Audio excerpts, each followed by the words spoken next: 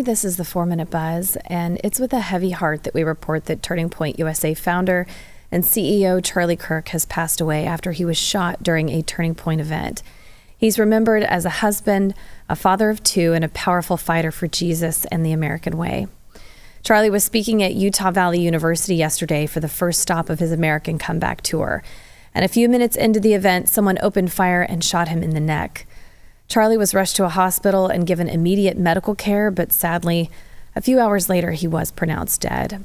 Later in the day, FBI Director Kash Patel announced that the FBI had taken a suspect into custody. Now, it's unclear whether this is the same suspect that was seen in police custody right after the attack, and this is a developing story, so we'll provide updates as they come out. Now, thankfully, there were no other victims, but people all over the country mourned the loss of Charlie.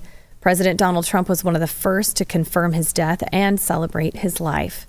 The president wrote on Truth Social, quote, "The great and even legendary Charlie Kirk is dead. No one understood or had the heart of the youth in the United States better than Charlie. He was loved and admired by all, especially me, and now he's no longer with us. Melania and my sympathies go out to his beautiful wife, Erica, and family. Charlie, we love you." Well, shortly after that, Trump announced that he had ordered all American flags throughout the country to be lowered to half-mast until Sunday evening. Vice President J.D. Vance also gave a short but powerful response, saying, quote, "Eternal rest grant unto him, O Lord."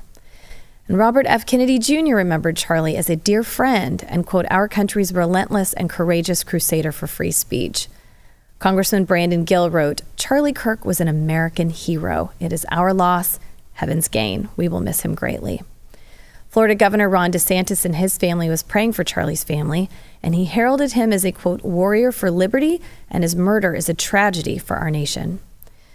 BlazeTV host Steve Deace also weighed in, reminding us that the real battles we face are not against flesh and blood, but against spiritual forces. He wrote, quote, "I told Charlie at dinner recently I believed he was going to become the most influential figure not holding elected office of my lifetime. The devil cannot win. We cannot fear. We have to fight. But first, we have to cry." And Turning Point USA put out a statement as well. They confirmed Charlie's murder and said, quote, "May he be received into the merciful arms of our loving Savior who suffered and died for Charlie." They continued, quote, "We ask that everyone keep his family and loved ones in your prayers, and we ask that you please respect their privacy and dignity at this time."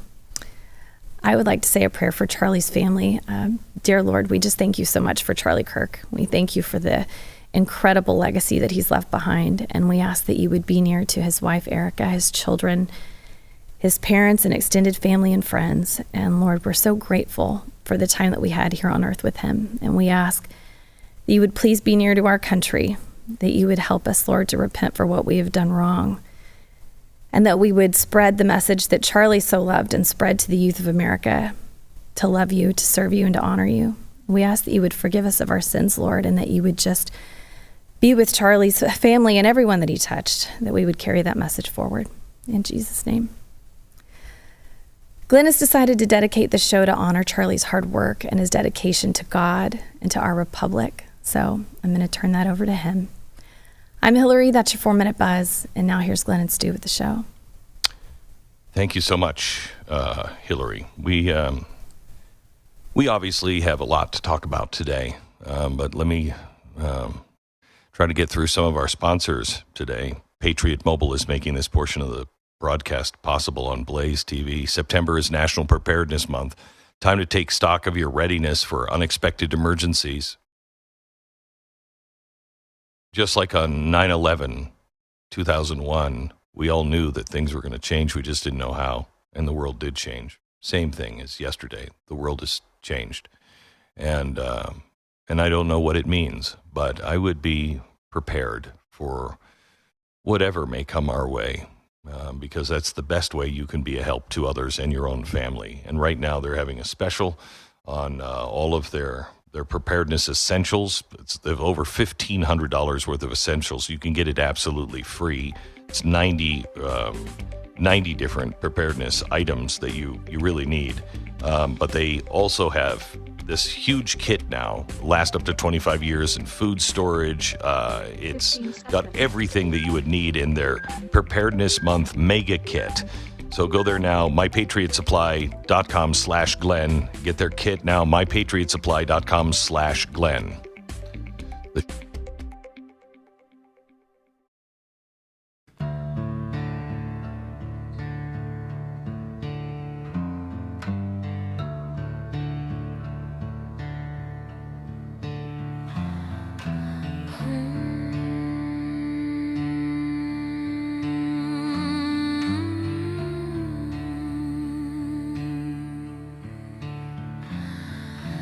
Down the road where shadows hide, feel the dark on every side. Stand your ground when times get dire, gotta face the dark. Embrace the fire. The fusion of entertainment and enlightenment. This is the Glenn Beck Program.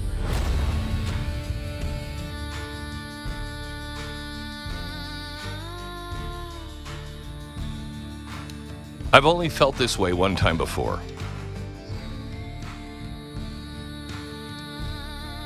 I had just signed a contract with Premier Radio Networks, and my show was to begin on January 1st, 2002. And then tragedy struck the World Trade Center, and I was called and told, "You start tomorrow."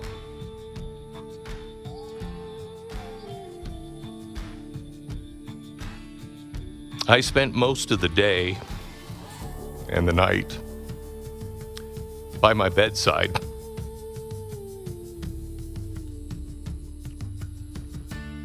praying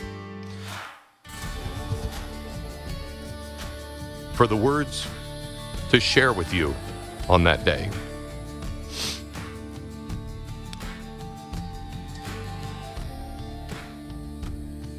I spent most of the day yesterday in that same position.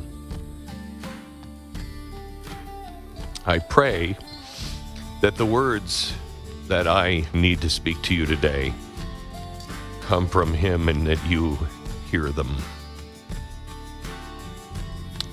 It is September 11th, 2025. The assassination of Charlie Kirk.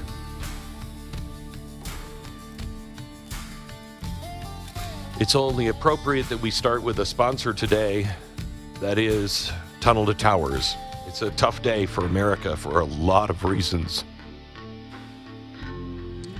Today's the day that should remind us of the bravery and the sacrifice and the lives lost on that tragic morning in 2001. Firefighters, police officers, and other heroes that ran toward the danger and not away from it. Those were the heroes. Stephen Siller, he was a New York firefighter who strapped on his gear and ran through the Brooklyn Battery Tunnel to the towers. He gave his life trying to save others. The Tunnel to Towers Foundation was created in his honor. Today, they continue to serve America's heroes by paying off mortgages for the families of the fallen first responders and military members and all those catastrophically injured in the line of duty. And their mission is simple: honor the sacrifice. Never forget. On this day of all days, never forget. Take a moment, perhaps, to give back to those who have given everything. Support Tunnel to Towers and help them carry the legacy forward. Never forget the sacrifices of our country's greatest heroes. Donate $11 a month to Tunnel to Towers at T2T.org. T2T.org.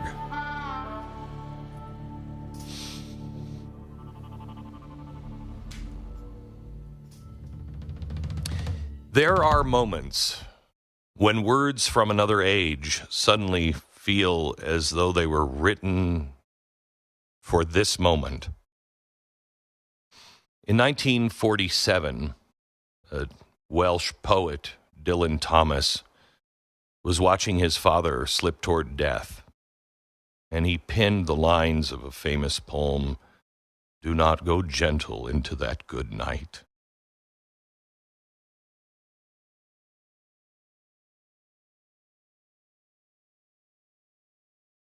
Rage.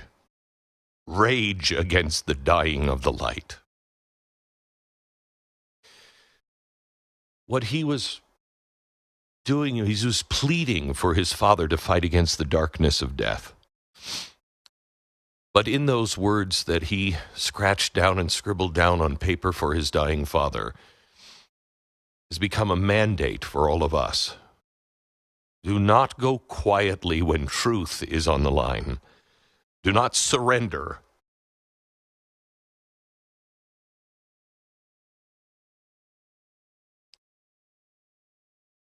Do not surrender to the shadows.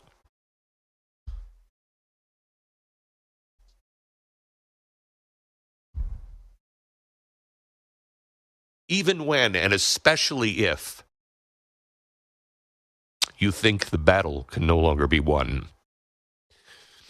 Charlie Kirk lived that mandate. He knew the cost of speaking unpopular truths. He knew the fury of those who wanted him silenced. But Charlie pressed on. In his short life, he embodied that defiance. It's the kind of righteous defiance that has always marked those who refuse to bow to the idols of our age. If you think about it, Washington, Jefferson, Adams, they raged against the certainty of an empire. They knew the gallows awaited them. Lincoln raged against the idea that one man could own another. He knew the fate that lay before him. Martin Luther King Jr. raged against the dying of the light in segregated America. Every single generation is called to resist the temptation to go quietly into the good night. It's just our turn. Charlie's death, violent and unjust and shocking, feels, in some ways, almost like a knockout punch. Feels just another body blow in a season that is already heavy with grief. But I am here to tell you, if his life meant anything, it's this. Silence in the face of darkness is not an option.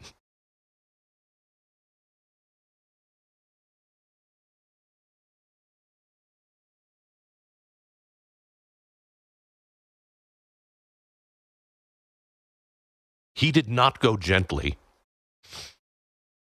He stood, he spoke, he challenged, he knew, as Dylan Thomas wrote, that even the wise men and the good men must resist the dying of the light, because surrender only hastens the darkness. And now, today, that mantle falls to us, to me, to you, to every single person alive today that hears my voice. If Charlie's life and death means anything, they mean this. You and I cannot drift into the shadows. We cannot sit quietly while freedom fades. This is our moment to rage, but rage not with hatred, not with anger, but with courage. Rage not in violence, but in truth-telling. Rage against the lies, against the apathy, against the hopelessness that says, there is nothing you can do, sit down. Because there is something you can do. There is always something you can do. Even small acts of defiance, faith, acts of love, finding those who mourn today and comforting them. The most defiant act in an age when the world throws hate around like it could be purchased in any dime store or 7-Eleven is an act of kindness. When you offer nothing but love, kindness, and the unrelenting truth. Those are the flames in the night. Those are the flames that hold back the darkness.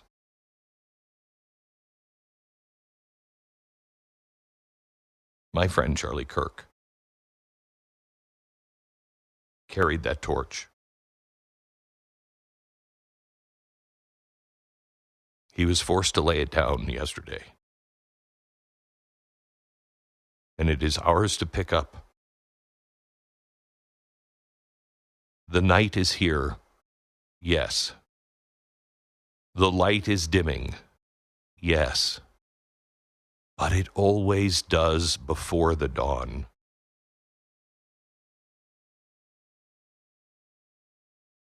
Commit to yourself today, because I will not sleep. I will not retreat. I will not give them what they want, be it be silent or an act of vengeance.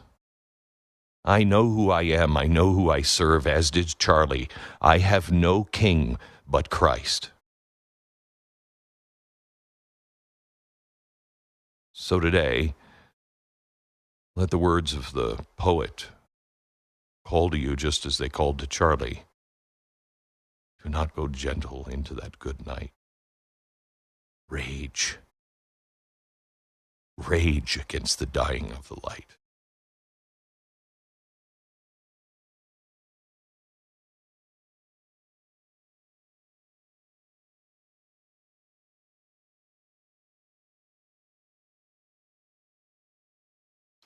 Sarah, would you please move this sponsor?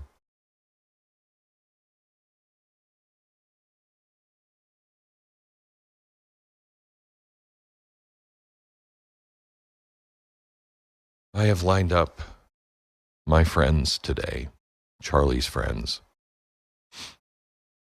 to talk about him.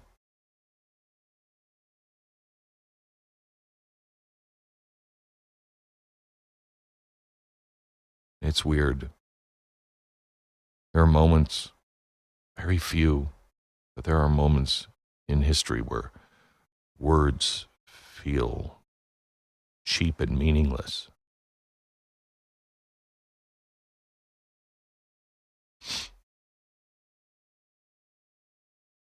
Today is one of those days for me. On the 24th anniversary of 9/11. Normally, we gather on this day to remember the 3,000 lives lost to terror. And I don't know if it's coincidental that today, on September 11th, we mourn the loss of an American hero and a dear, dear friend.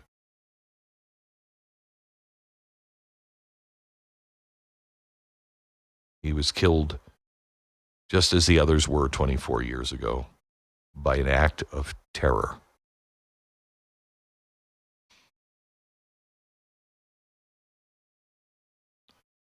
Just as it was on 2001, September 11th.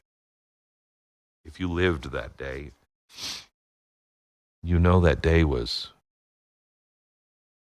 we were confused and we were dazed, and we didn't know what it all meant, but we deep down knew the whole world was about to change. We hoped we would go back, but we never did. Yesterday, the world changed again, and we're not going back. This, unfortunately, is only a one-way street. The only path is forward. But how we choose to walk that path, that determines our destination.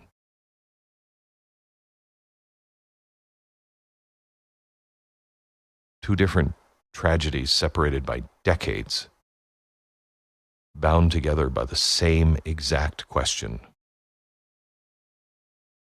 Who are we? Is this worth saving? What kind of people are we going to choose to be in the face of all this hatred and fear? Imagine how different the world would be if we all chose today, instead of retreating further into anger, More of us chose to be peacemakers, not passive, not silent, but men and women who would build bridges where others just want to build walls of separation and division and suspicion.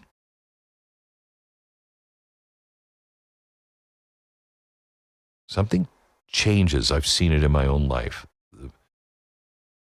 You can get the most bitter enemies, people who disagree with so much. And if you could sit down with respect instead of hostility, and just one side listens. Something changes when we choose to listen first and to see the humanity in others.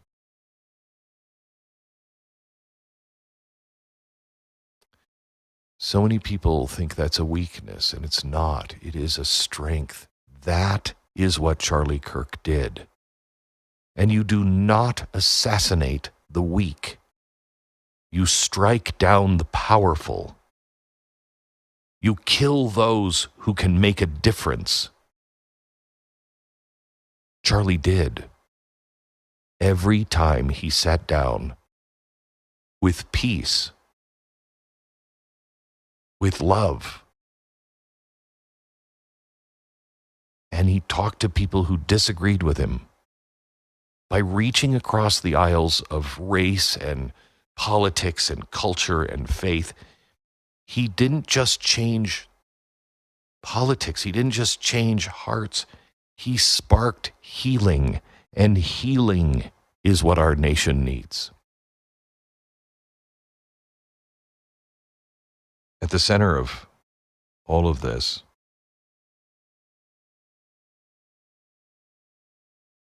is one unshakable truth, and that is this: every single one of us is a child of God, deserving of dignity.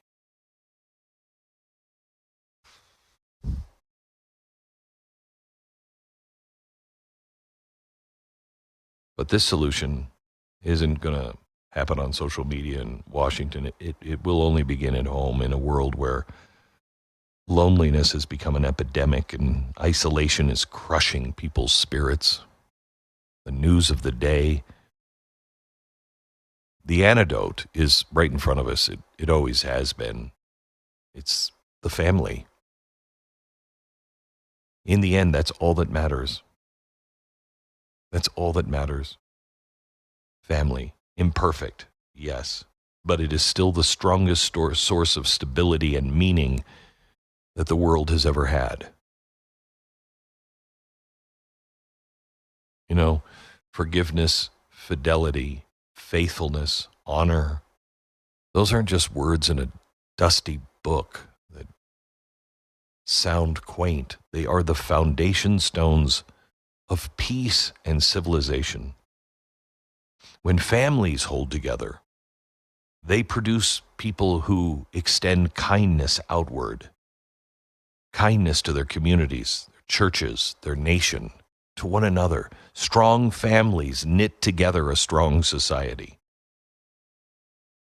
And today, more than one family mourns in our nation, but our thoughts and prayers should be with Charlie's family.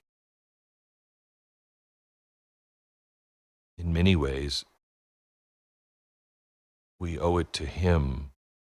His family must now become our family. We have to stand as guardians against the darkness for his children. We need to be shining examples to show them how much their father meant to us by living our life and responding in a way that Charlie would want us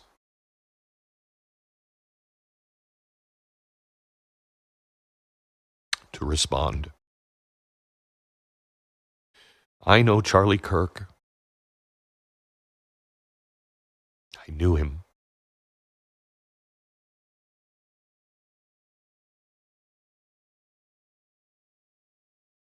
We stood on a hotel balcony one day. Room full of people just on the other side of the glass. I asked him to step out onto the patio. and we talked about yesterday.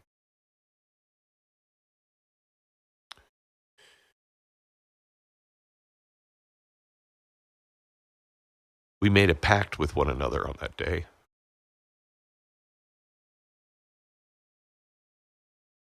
I knew, and I know, how he would want us to respond.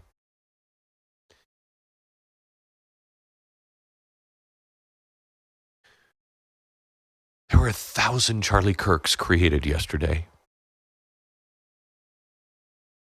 The tyrant dies and his rule is over.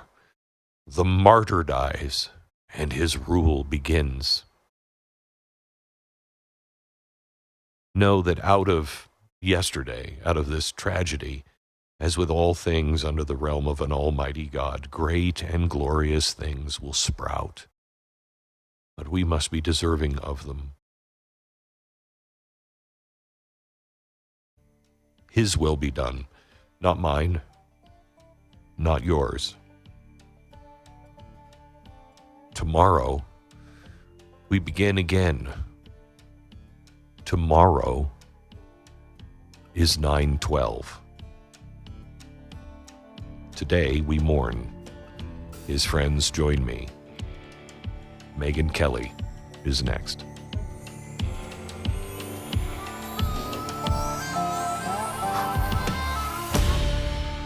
This is Glenn Beck. Okay, let me tell you about our sponsor. It's the Berna launcher.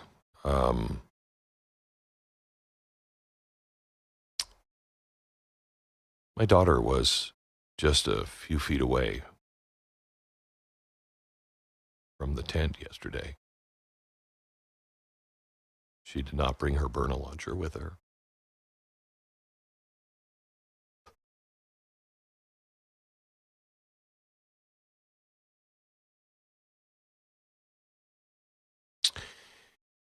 And for hours, until I could wrap my arms around her last night, I worried. Do not be defenseless. You don't have to kill. You have to incapacitate. Berna launcher. Every college student should have one. Berna, BYRNA.com/Glenn. Berna.com/Glenn. Go there now or try before you buy at Sportsman's Warehouse. Berna.com/Glenn.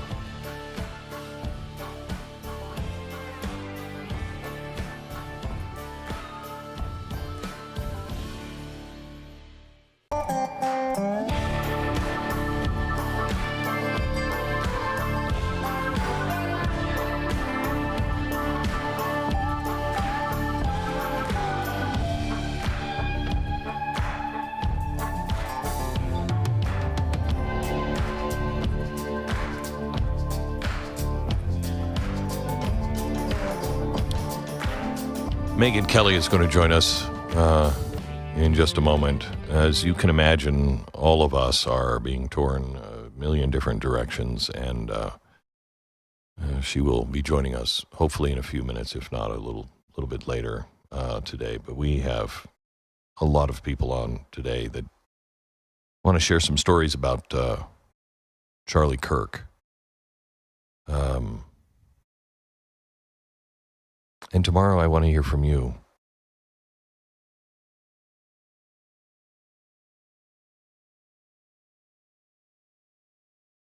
Yesterday was such a surreal day. I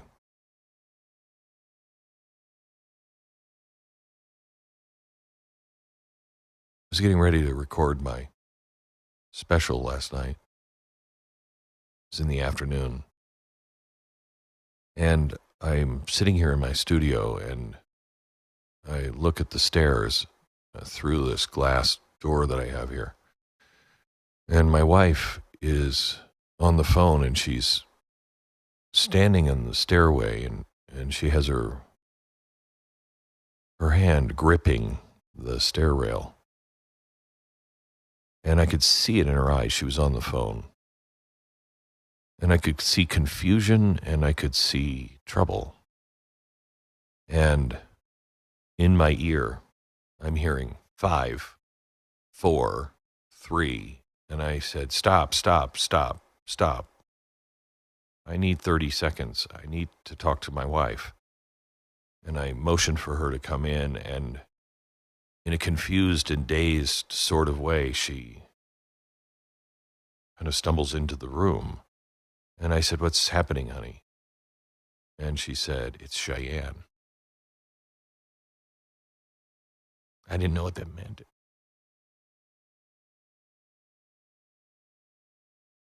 As a dad, you can imagine.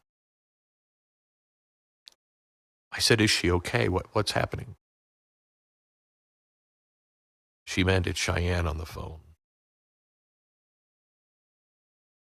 Cheyenne had just gotten past the crush of the crowd. She called her mom. She said, Charlie Kirk's just been shot.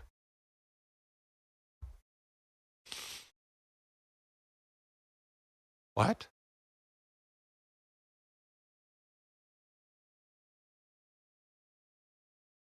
She sent me some video.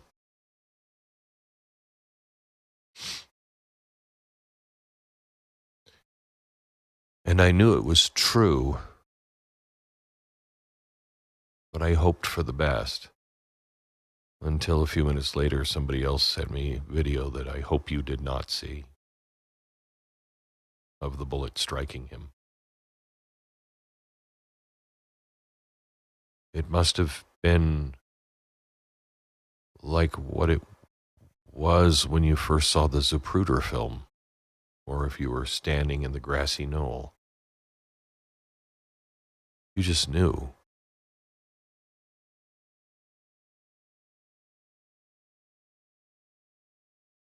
I was on with Megyn Kelly, and we were holding on to the hope that he was somehow or another going to survive that. And Megyn said at one point, I don't know why I'm not announcing what everybody else is announcing, but I just can't. Megyn joins us now. Hi, Megyn. Hi, Glenn.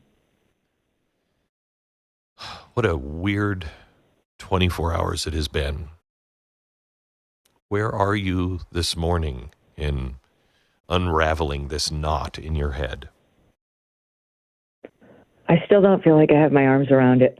I don't feel like I've totally digested the fact that he's gone and the way in which he was taken. You know, Charlie truly was such a larger-than-life figure. We say that term, but it was true about him.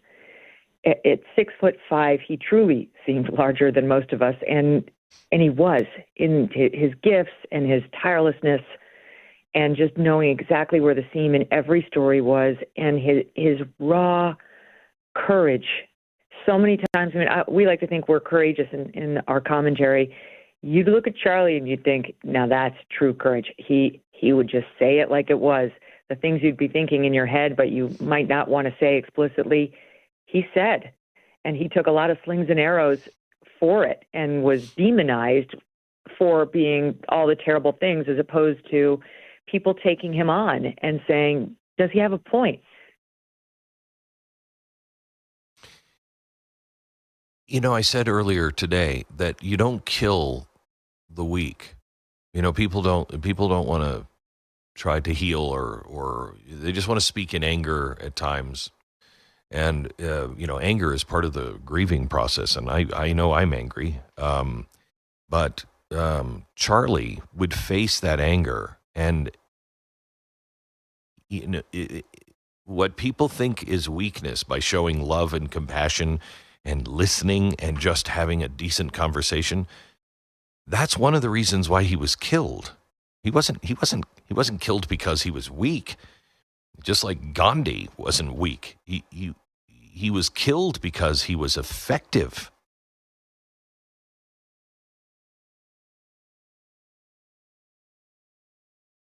Megyn, where do we go from here?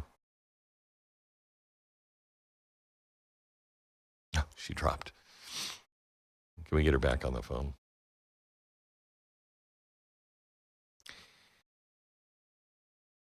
I got an email from somebody this morning.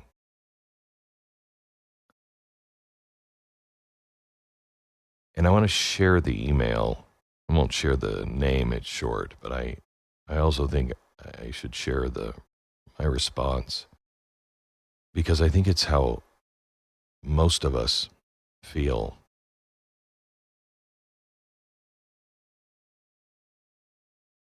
It comes from a very well-known conservative leader. Glenn, I am devastated this morning. I am in deep mourning for Charlie. I'm in mourning for his family and our country, and I don't know how to surface from this.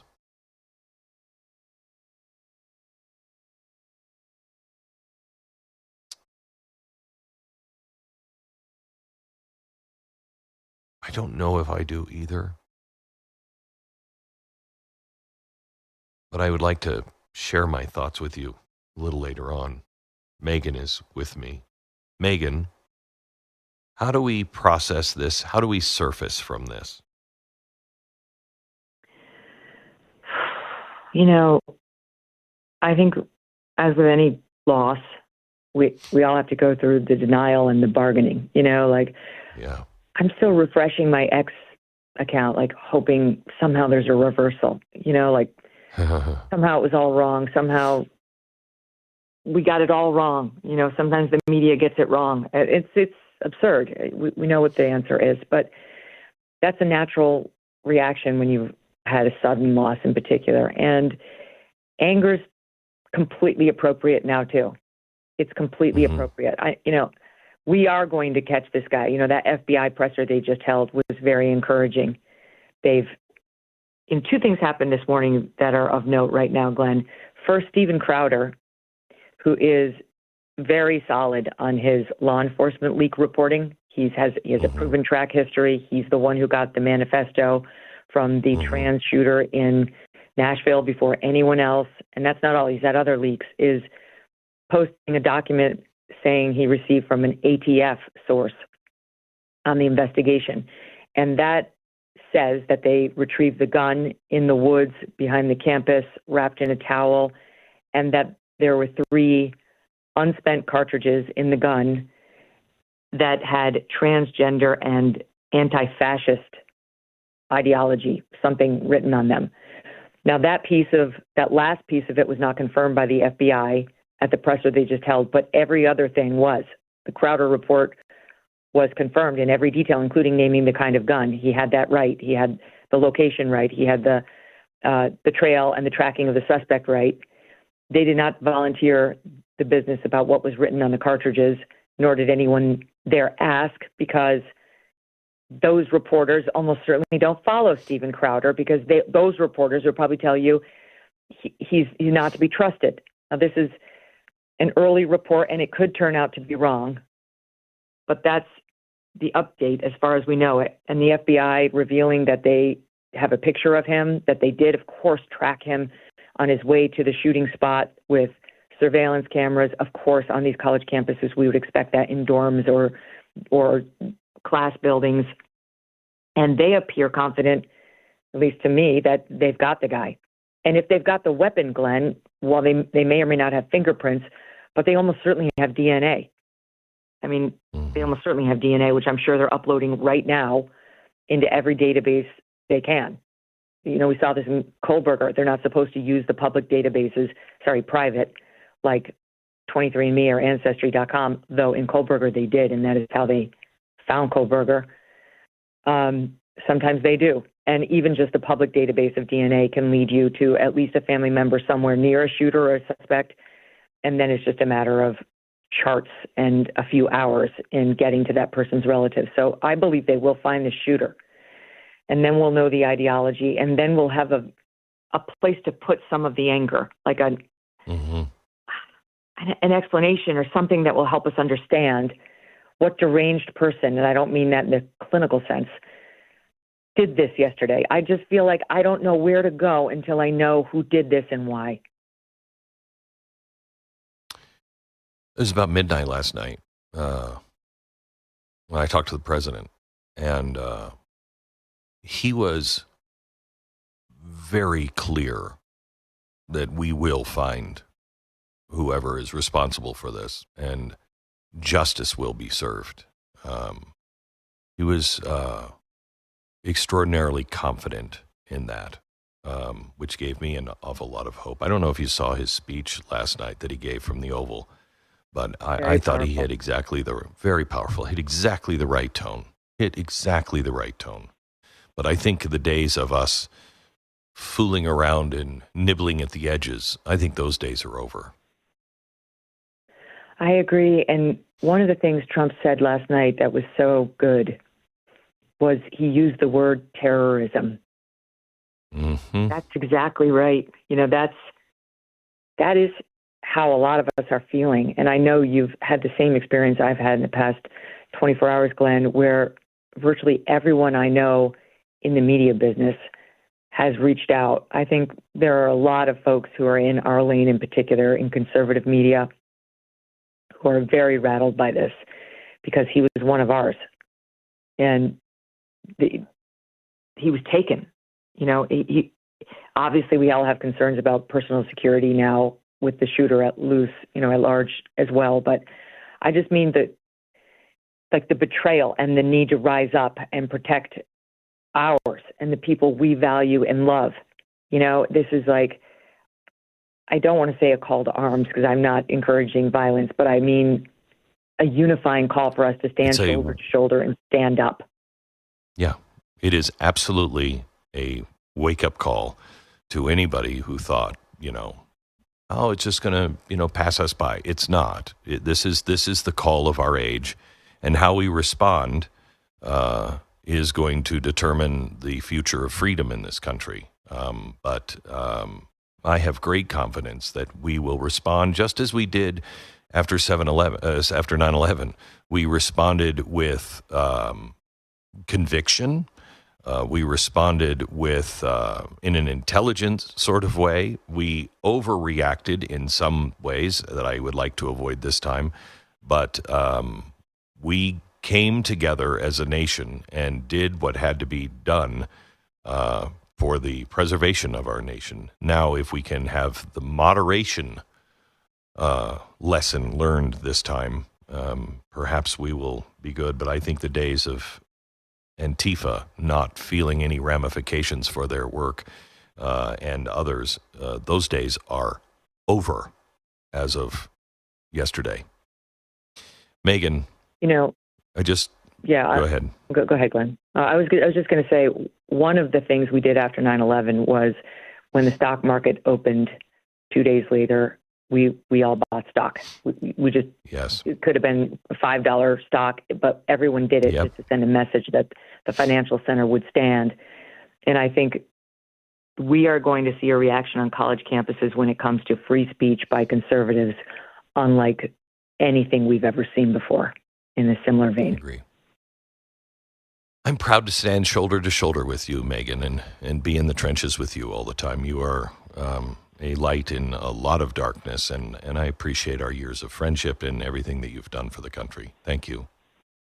Likewise, my friend. Thanks for having me. You bet.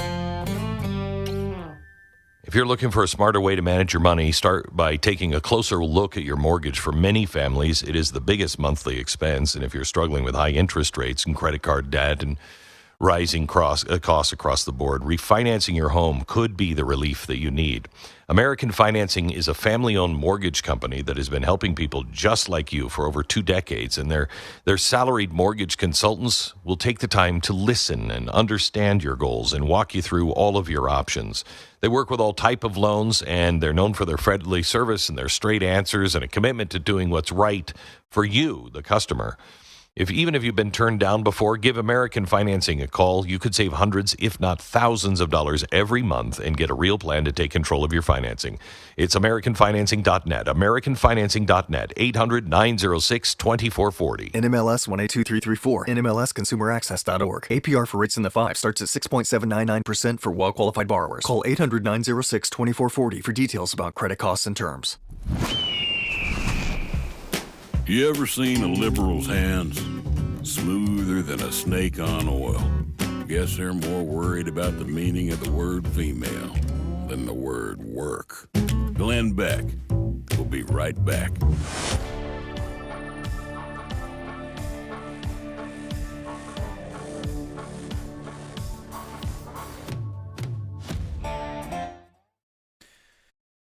When you're young, joints aren't even something to think about. You run, you jump, you twist, you fall, and you bounce right back up without a care. But as these years go by, things start to change.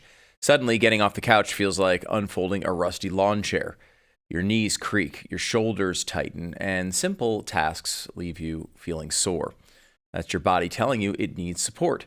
Well, Native Path Krill Oil is a daily supplement designed to give your body the backup it's asking for. It's rich and clean, bioavailable omega-3s that help reduce inflammation, support healthy brain function, and promote smoother movement in your joints. It also supports heart health and overall mobility, all in a form that's easier to absorb than traditional fish oil. Unlike the oversized fish oil pills with the unpleasant aftertaste, krill oil it's more gentle on your system, it's easier to take, and it's kind of like oiling the hinges, except, the hinges are your knees, your back, and your elbows.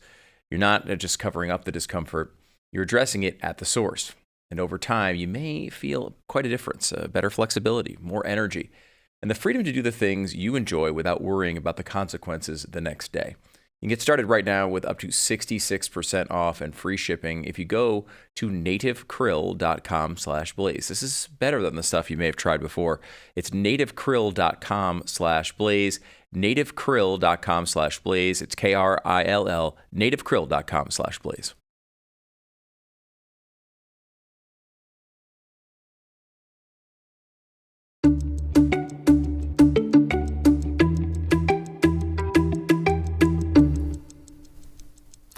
Well, hello there. Welcome back. I'm Hillary. This is the 4-Minute Buzz. And this hour, we're going through some of the moments Charlie Kirk showed us how important his faith in Jesus Christ was to him.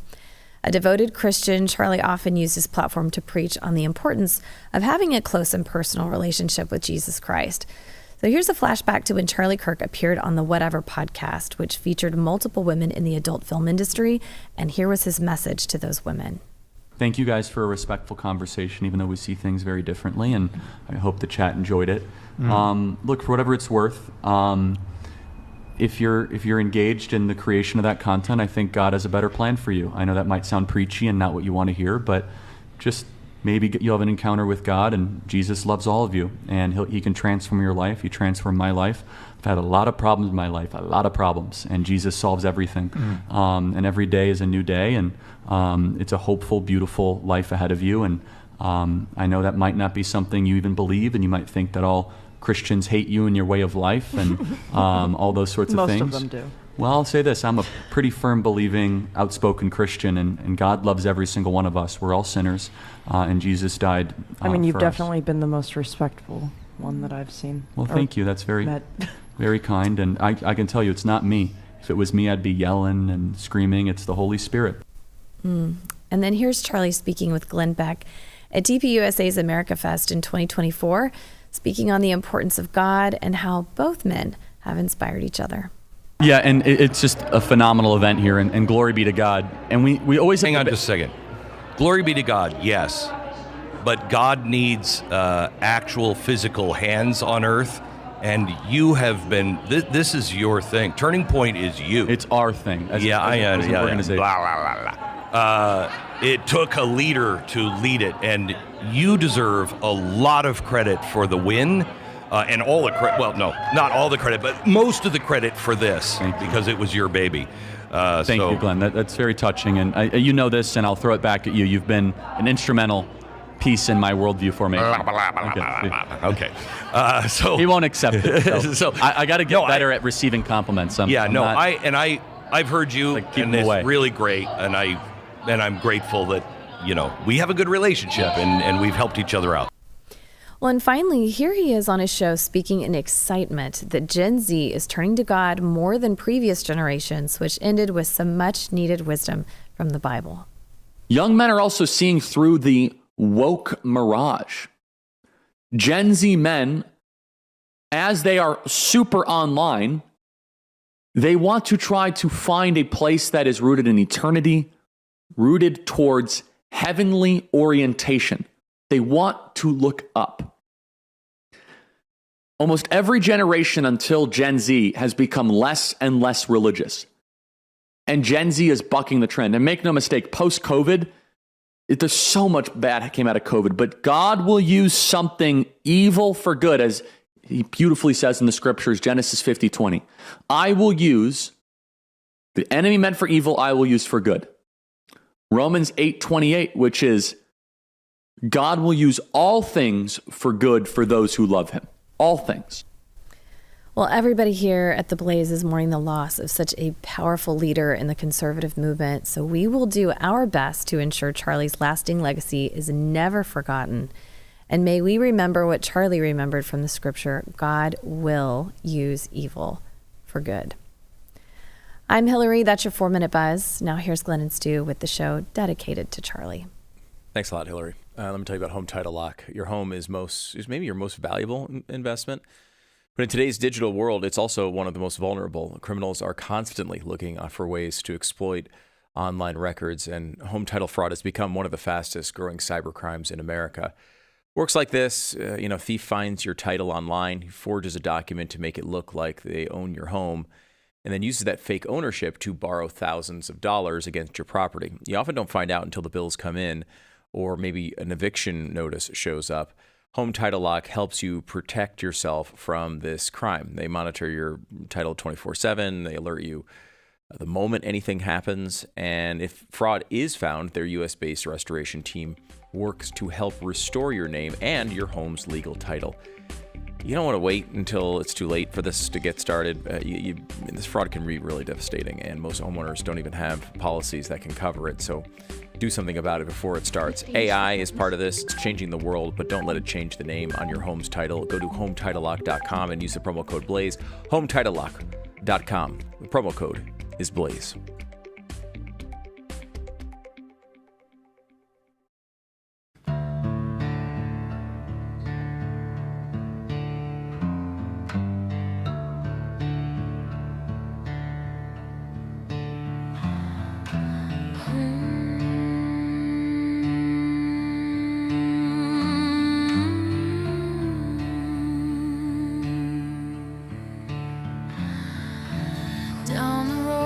Shadows hide, feel the dark on every side. Stand your ground when times get dire, gotta face the dark. Embrace the fire. The fusion of entertainment and enlightenment.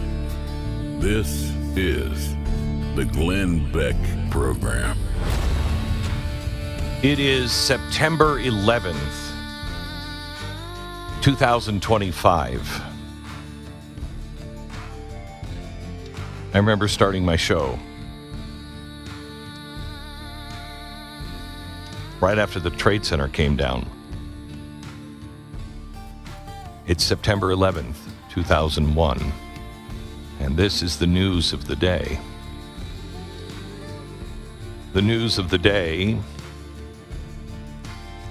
is that our good friend Charlie Kirk was assassinated yesterday. The killer is still on the loose. They have found his rifle. I believe they now know who it is, and they are in pursuit. I spoke to the president late last night just to compliment him on how he handled everything yesterday and to thank him for his speech, which I thought was exactly spot on. If you noticed, he used the word terrorists last night. The world has changed. I'm not sure exactly how. I couldn't have told you how it was going to change after 9/11. But it is changed nonetheless, and it is never going to be going back.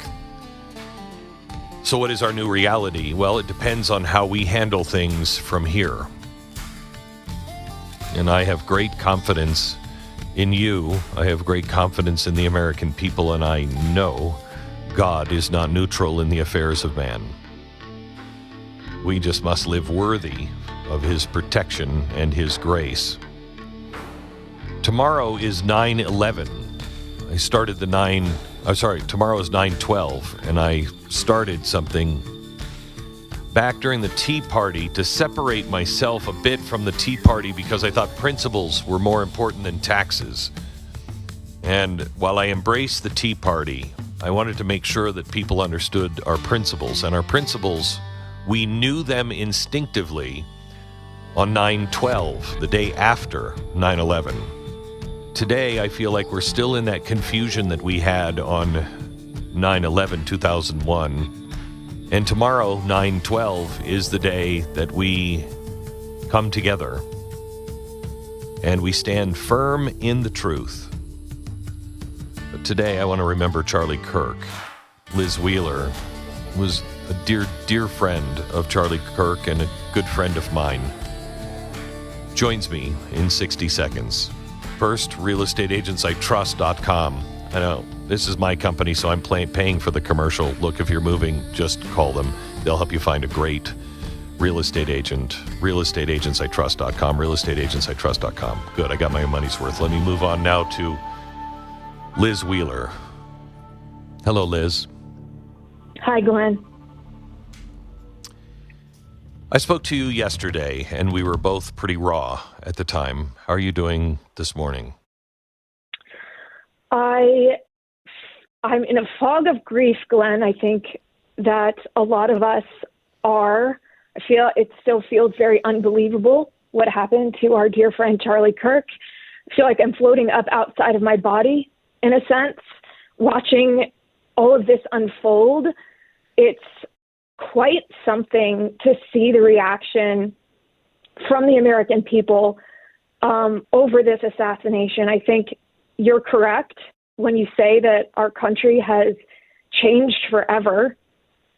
I think this is one of the most significant, not just political assassinations, but political events that we've experienced since the inception of our country. And I think I've been praying about this since you and I spoke for so long yesterday. I've been thinking about this endlessly, obviously on my knees praying for sweet Erica and Charlie and Erica's two babies. But I think one of the things that has happened in the last 24 hours is people in our country, and I don't even want to say conservatives, I don't want to say right-wingers, because it's not just that, have realized that Charlie is so normal. He's not radical. He's not extreme. He's not bombastic. He's not edgy.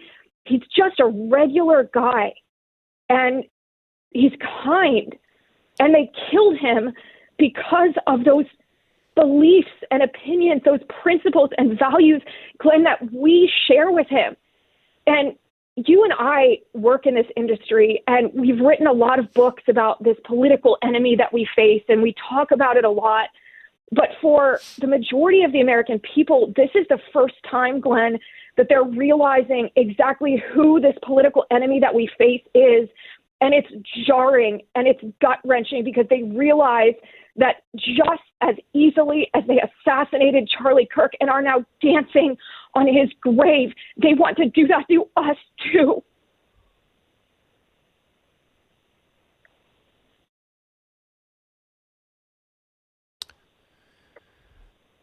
Liz,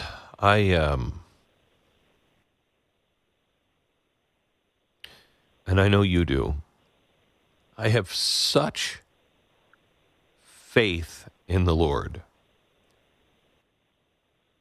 And I don't know how our lives end. I don't know how things work out. But I know everything that happens is used for his good. There is no way to thwart God's plan.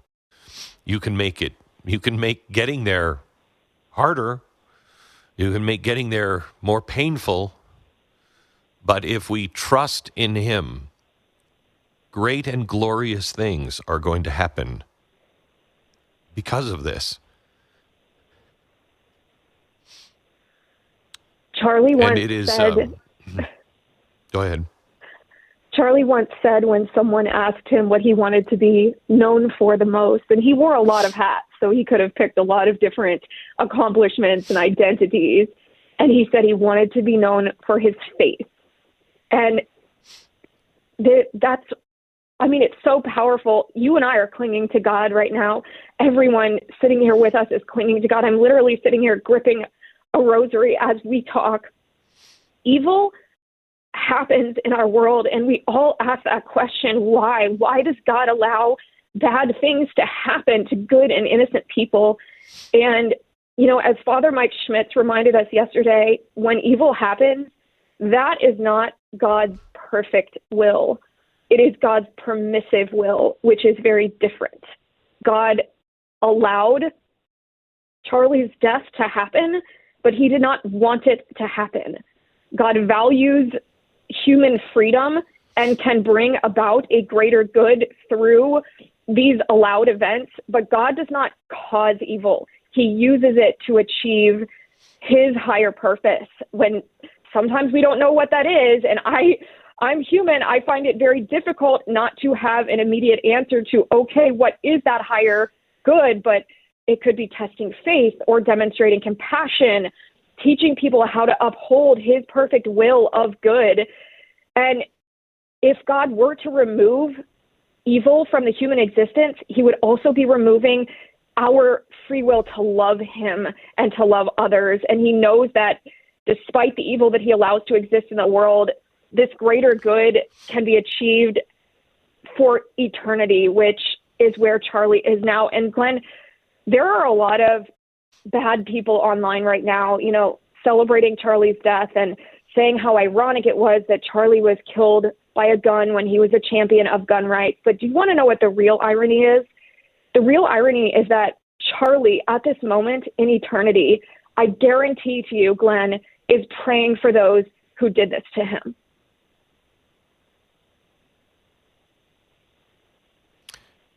You know, yesterday I said, I think I might have done one of the hardest things I've ever done. I walked to the front gate and I lowered my flag to half mast for a dear friend. And I think that is going to be easy compared to the forgiveness and the compassion and the restraint that is going to be required from all of us in the coming days. I think that's going to be very difficult. And I don't know how you do it if you don't have God.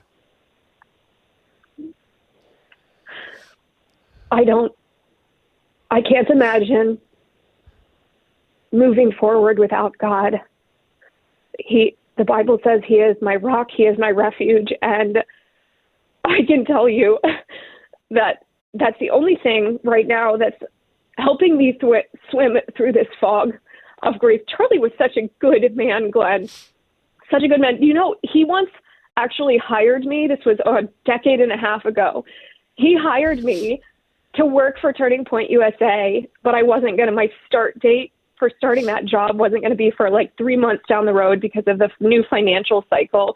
And in the interim, after we had signed that contract, but before I had started, I got offered my first television job on OAN.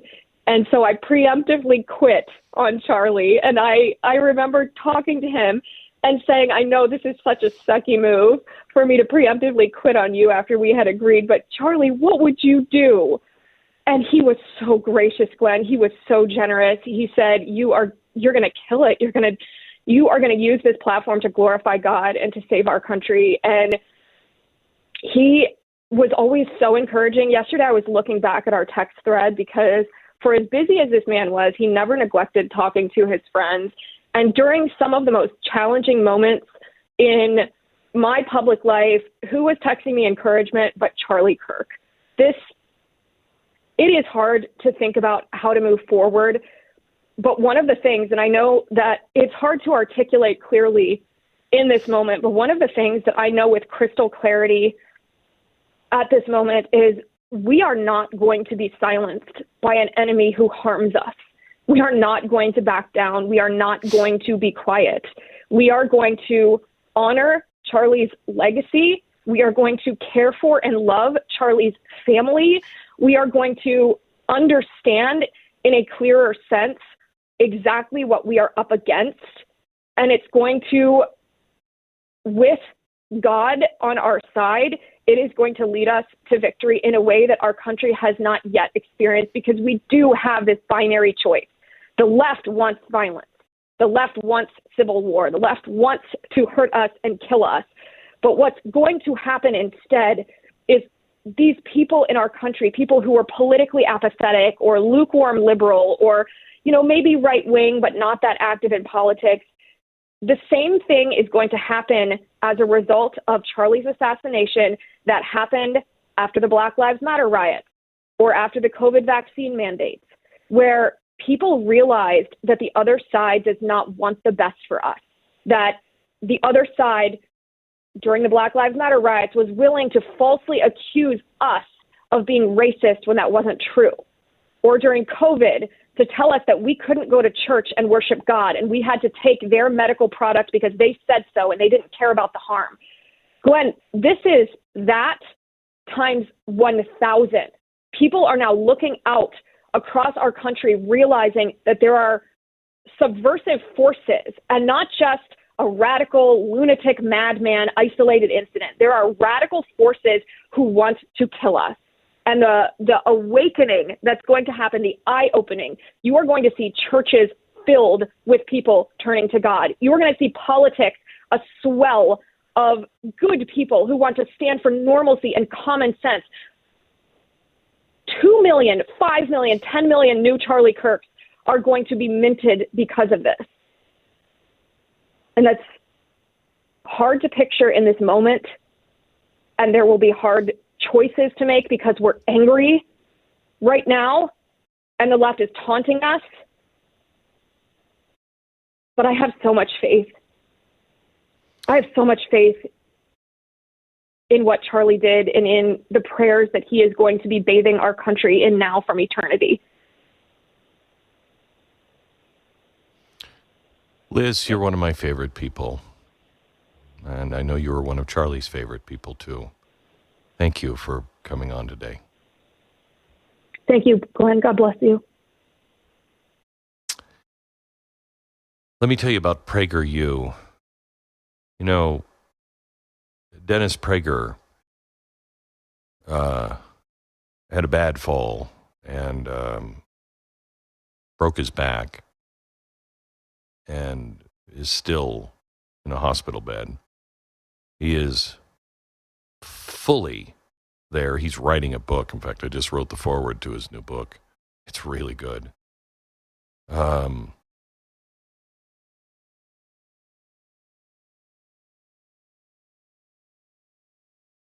But his ability to be everywhere has been diminished. And yesterday, with the loss of Charlie Kirk, we need to make sure that these organizations do not fall apart. PragerU is, I think, one of the best things that anyone has done. I think it's one of the most important things that any of my friends have put together. I mean, Dennis put together this thing that is teaching our children. It's like Charlie. My children loved Charlie Kirk.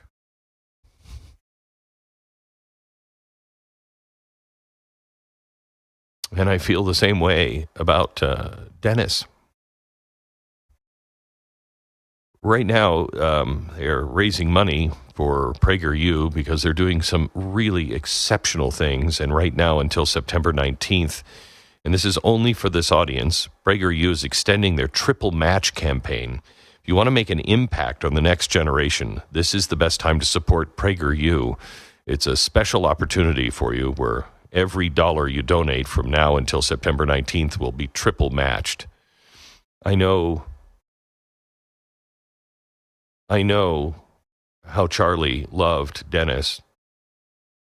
Charlie spent a lot of time at Dennis's bedside.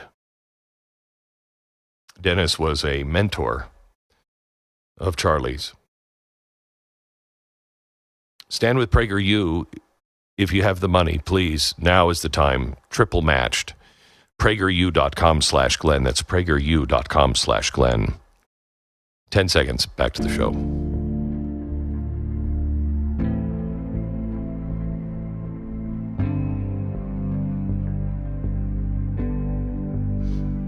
Ben in Utah. As we remember Charlie Kirk.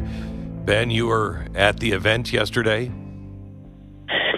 Yes, I was there, Glenn. Great to talk to you. Thank you. What was it like to be in the crowd? Let's hope I can make it through the conversation here. I took my son. He's a senior here, and UVU's my alma mater, and we thought, how exciting is it that Charlie's coming to town? And so the second we found out and got us some tickets to go, and we were, if you're from Charlie's perspective, we were there on the top left of the bowl, so you got the swag tent there at the top to Charlie's left, and we were off to just the right of that, and it was shoulder to shoulder there. And then as we were just talking, I told my son, hey, go back to the swag tent and grab a hat. And all of a sudden you heard this shot, and we thought it was, it didn't even cross our minds that it was a gunshot. We thought it was just maybe a firecracker or something. So my daughter said. And then all of a sudden everybody just dropped.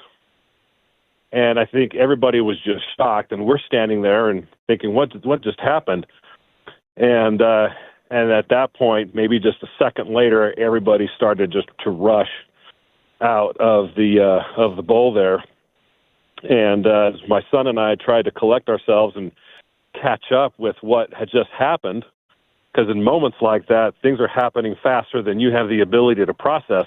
Yeah. We just crouched down and trying to make sense of what's going on, and then all of a sudden you see a police presence come in. We think it was the UVU officers that were the first there, and then you see city officers come in, and the SWAT and FBI officials come in, and they're slowly clearing out the courtyard. We even had an officer tell us at one point, we can't guarantee that you will be safe if you stay here. And so at that point, after about 10 minutes, we left. But as we were walking around trying to piece together what had happened, there were people that, as we all know now, as we now know, that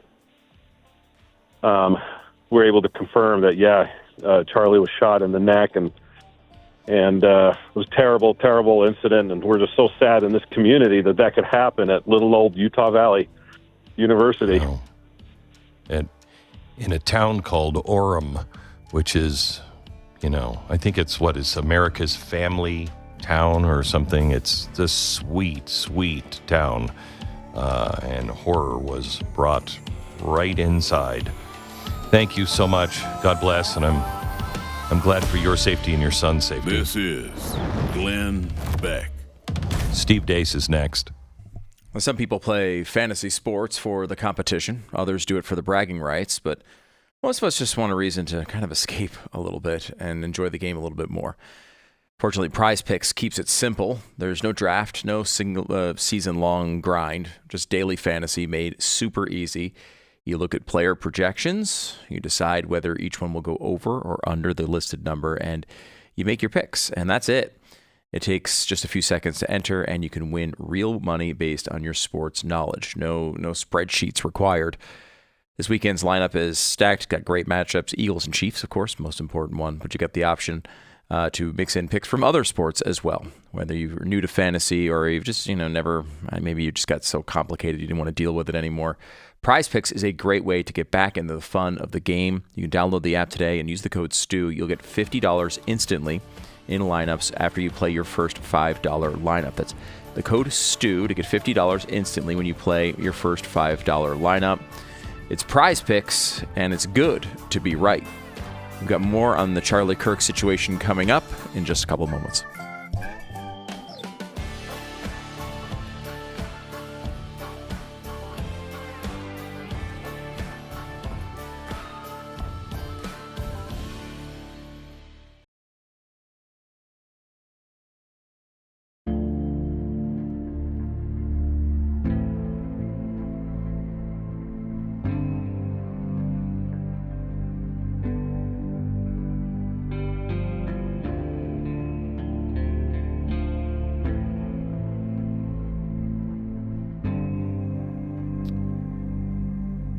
I want to share some personal thoughts on Charlie Kirk coming up in a minute. But I wanted to spend a few minutes with another friend of Charlie Kirk's and TV. Steve, I know it has been a hard 24 hours. How are you holding up? I'm pretty devastated. I think I have sobbed more, Glenn, in the last 18 hours than I probably did since the night of my own conversion. I'm angry, and I know a lot of people are, and there will be a time after we need to mourn first, Glenn, because otherwise the anger will come out destructively, and it needs to come out, but constructively, and I think we have to mourn first. I think Charlie's legacy as a father, husband, friend, patriot, merits that. And I think TPUSA and his family need that. But in the not too distant future, we're going to have to get the message that was sent here. He was the best of us. When you saw him behind the scenes or in public, genuinely kind, generous. Too many pastors and ministry leaders thought they were too good for Charlie and TPUSA. They didn't want to get their hands dirty, and yet and claimed they were being seeker friendly. And yet he was the one that sought out the seekers. He went to the places that those nicer than God pastors didn't go to, and he took the bullet. That frankly, that's part of their calling that they're supposed to take. And I hope in a good way it shames some of them this morning, that they wake up and they realize that they have slept on the job. And that's why somebody like Charlie had to do their job for them. And as Charlie named his own organization, this is a turning point. We're never going back to the way things were before. What we do next will decide whether or not they are better. And as one of Charlie's biggest supporters and donors texted me this morning, we can only pray that out of one, many will rise up. That's a guarantee. That is an absolute guarantee that is going to happen.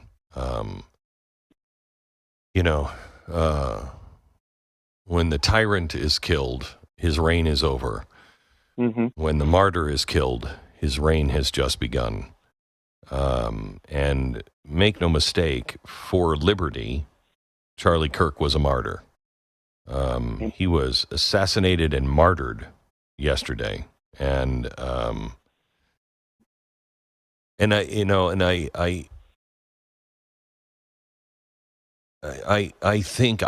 hope that America, I wish America could know him the way we knew him, because he was such a generous man. It didn't matter who you were or what rank in life you were. If you needed help, he was there. And no matter how busy he was, everything stopped and he would help you. And I saw it in him over and over and over again. And I wish people could see that, because this cartoon character where they're making him into this bomb thrower, he was anything but. I mean, he would have the greatest conversations with people. I mean, I couldn't have done it. I couldn't do it. I couldn't sit through that nonsense. But he could, and he could logically and peacefully have a great conversation with people who despised him. And that was so important for the healing of our nation. And I really think that that's one of the reasons why he was killed. Not just because he was effective at what he did, but because he was healing us. Something that is really vital to happen. He was healing all of those divides. I couldn't have said it better myself. And if you just look on social media and see so many people in our movement who have such incredible people I don't know, people that don't know me, such incredible testimonies of everything you just said in their interactions with Charlie. You know, we had a very divisive presidential primary. And to be honest, I didn't always handle it well. One of the first people I heard from when it was over was Charlie. And he texted me and he said, "Don't give up. We need you." He didn't have to do that. He won. And he's got the bigger platform. He's got the bigger show. He didn't have to do that. But those are the kinds of things leaders do. And the void that is left here is massive. And at my lowest point I've ever had in my faith, the Lord said something to me that will stay with me the rest of my life. And he said, "Stephen, I'm sorry. Stephen, I need apostles, not assassins." And I want to share that with your audience, because to win the fight that is going to come after this, that is what will be required. If you know me, you know this isn't about being a pansy. Apostles rebuke, but they don't seek revenge. Apostles confront, but they don't condemn. The apostles did something that Hannibal couldn't do. No other civilization in the Fertile Crescent could do. They conquered the Roman Empire. They set the stage for Western civilization. And they did not do it because they were passive and they sat on the sidelines and they were nicer than God and they wore pleated khakis and Hawaiian shirts year-round with sweater vests. They did it because they got their hands dirty. They did it because they did the kinds of things we saw Charlie do. Build infrastructure, direct, lead, guide. I mean, we would have to have a literal conclave, Glenn, and come with literally everyone in our business and movement and come up with divisions to do all the various things Charlie himself was leading and doing. And that organization was. I told Charlie at dinner recently, it's like you are like if Rush Limbaugh and the Heritage Foundation had a baby. This is what you and TPUSA are. And that's what it's going to take to fill that void. And I can't, I'm sure with the size of your audience, my inbox, my wife is going through it as we speak. It is full of people. You were right. I have to get off the sidelines. I have to do something. My buddy Sloan over at TPUSA texted me yesterday. He goes, "Steve, I can't tell you how many pastors we're hearing from. They thought they were too pious for us, too good for us. And now the stakes have been raised. They're getting it. And I'm just so sorry that it took two little children and their mom's family away from them for more people to get the message. And I want to specifically challenge my generation, Gen X. No more grunge. No more, we're too cool for school. No more, well, everything sucks. Nothing we can do. No more. That was a 31-year-old man doing the work as a young father and husband. Frankly, it wasn't his time to do yet. He has other primary duties that he should have been given the benefit of devoting to as a husband and father. But our generation has sat on the sidelines for too long. We must lead. It is our children now that are grown, that are leaving the nest. We are the ones with the free time. We are the ones with the discretionary income. It is our time now to lead, to stop bitching and complaining about boomers. And I say that to me more than anybody else, and to stop looking around like we're still listening to Pearl Jam and Stone Temple Pilots and Soundgarden, and nothing's going to get better. It is time now to lead. This is our moment. And we are the ones that are in place to do this with the positions of our families and with our productivity and prosperity. We have to step to the forefront now. Steve, this is why I love you so much. Thank you. Thank you, thank you, thank you. You're welcome, brother. Same here. I love you. We'll talk again. Amen. Thank you. I'm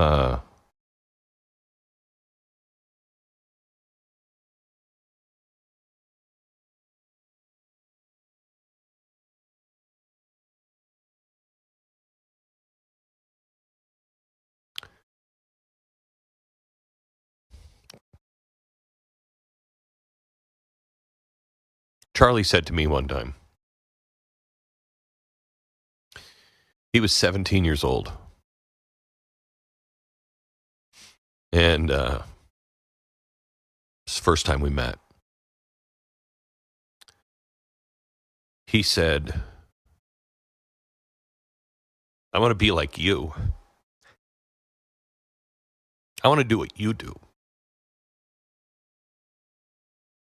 He said, I'm doing and going to do what I do because I grew up listening to you and watching you. He said I would race home so I could watch your show at 5. He said I'm in high school and college and I'm listening to you.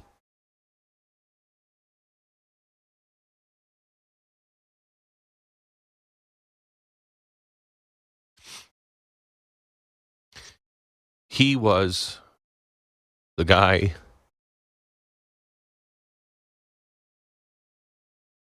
that I hoped we would find. We would find the leadership in the youth. And they would be raised with truth.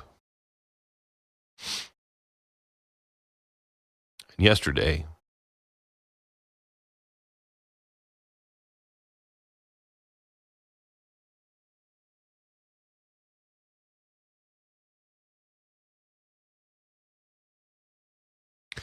I spent too much time thinking about how I wish he wouldn't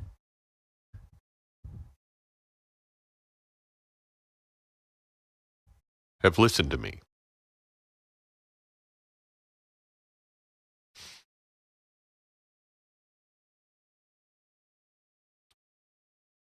My dad said, the goal of every father is to raise a son that can surpass him.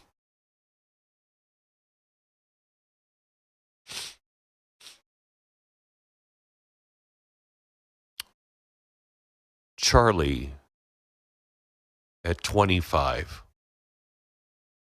had a better handle on America and its path and where we were headed and how to fix it than I have even today.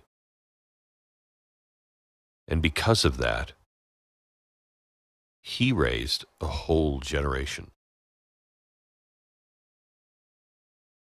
Out of the people he taught, millions will rise. I've thought a lot about the TPUSA crowd, I don't know, group, I don't even know what to call them, the Charlie's friends and family and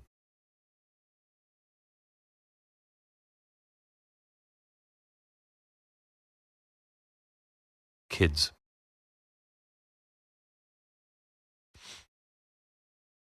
Because I keep hearing people say about his family, and that is true. We've got to pray for his wife and his children.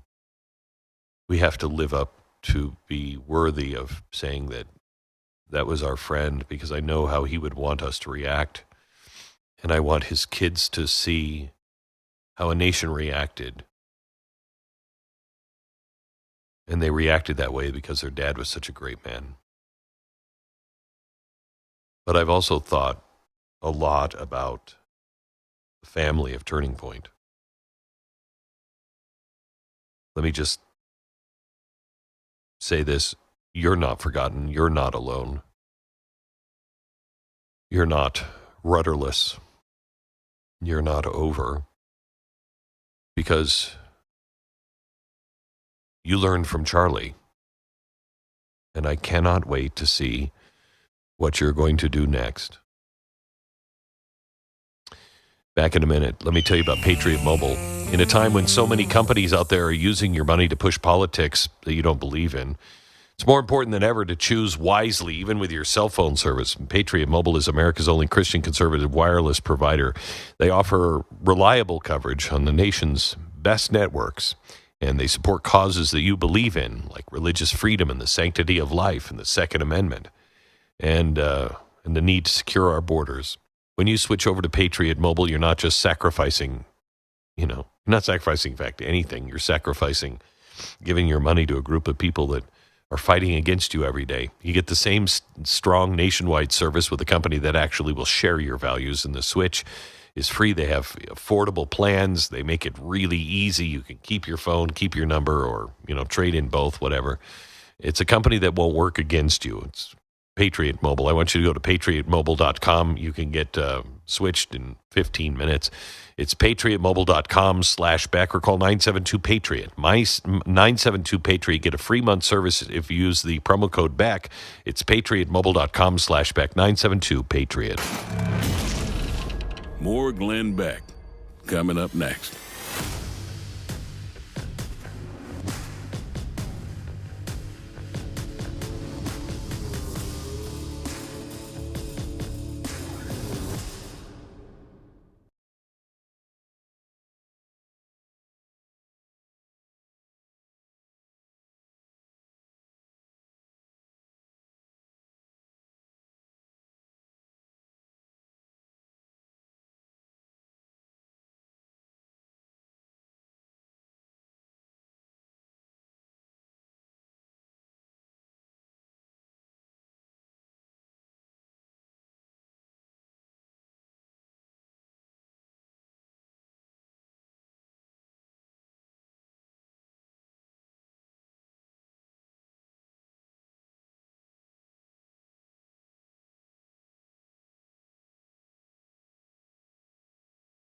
Do you know how many transgender Americans have been mass shooters over the last 10 years?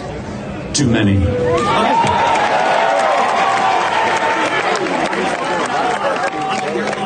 It's 5. Okay, now 5 is a lot, right? I'm going to give you some credit. Do you know how many mass shooters there have been in America over the last 10 years? Counting or not counting gang violence?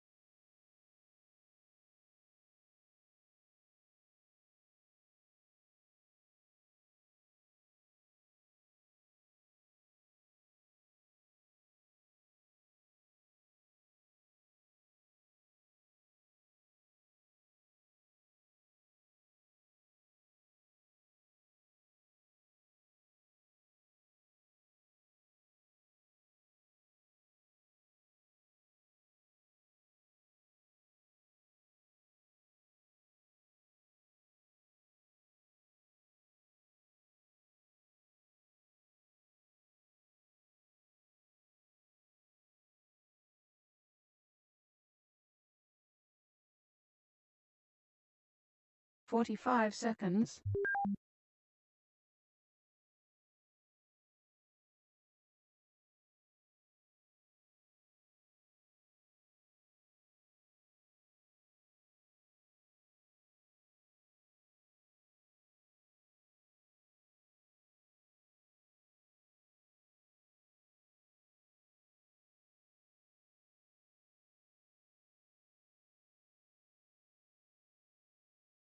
15 seconds.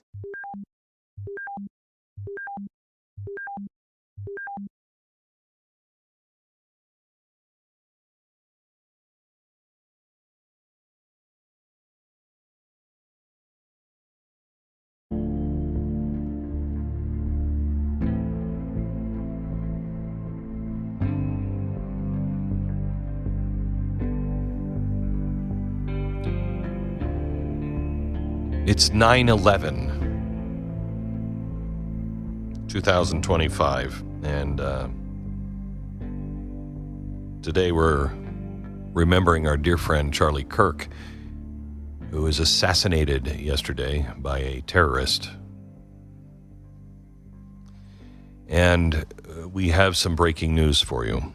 And I'm going to get into all of it here at the top of the hour, but we may now have a motivation, and it goes directly to what Charlie Kirk was talking about right before he was shot. I want you to listen to this question and Charlie's answer, and where the audio stops is where the shot rang out. I don't think we need to go further than that. Listen to what he was talking about. Do you know how many transgender Americans have been mass shooters over the last 10 years? Too many. It's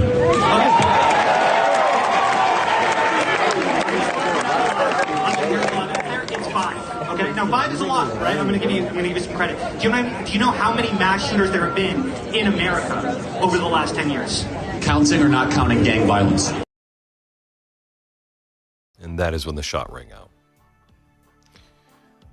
Why is that important?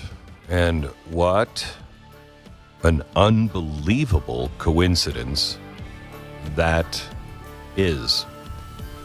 The evidence that has been revealed just a few minutes ago next. Is Glenn Beck.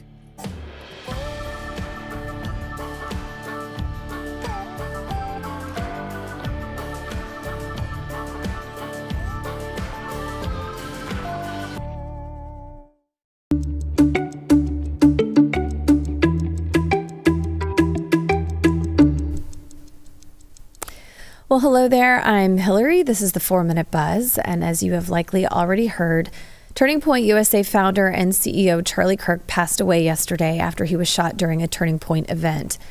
Glenn has decided to dedicate this show to honor Charlie's hard work and dedication to God and our republic, and countless people across the country are in mourning. Charlie meant a lot to Glenn, and in this clip from Glenn's Friday exclusive all the way back in 2020, Charlie told Glenn how much he meant to him and how Glenn helped shape Charlie's love for politics. I got interested in politics during the Tea Party movement when I was a sophomore and junior in high school, and I always loved politics growing up. You know, I'm a natural conservative. What is wrong with you? I know, right? And it was more out of just, it was just such a simple thing that happened. 6th grade, my teacher starts to go in a very anti-Bush direction, George W. Bush. This was in the fall of 2005. And just says Bush is the worst thing for the climate, the worst thing for our veterans, the worst thing, you know the list. And I come home and I ask my parents, are we Republicans or Democrats? And my parents like, well, here's what we believe in. Good answer, by the way. Great answer. They said we believe in hard work, we believe in God, we believe in values and acting correctly, so we generally vote Republican. I said, okay. So then I would go back the next day and I would try to, obviously, rather clumsily, debate my 6th grade teacher on things I knew very little about. But it really sparked an interest into, are we a good country? Like, what's our history? Now, mind you, I was going to public middle school and eventually public high school in the suburbs of Chicago with hyper-educated, sometimes overcompensated, very liberal teachers. That everything that was being taught from American history was from a negative point of view.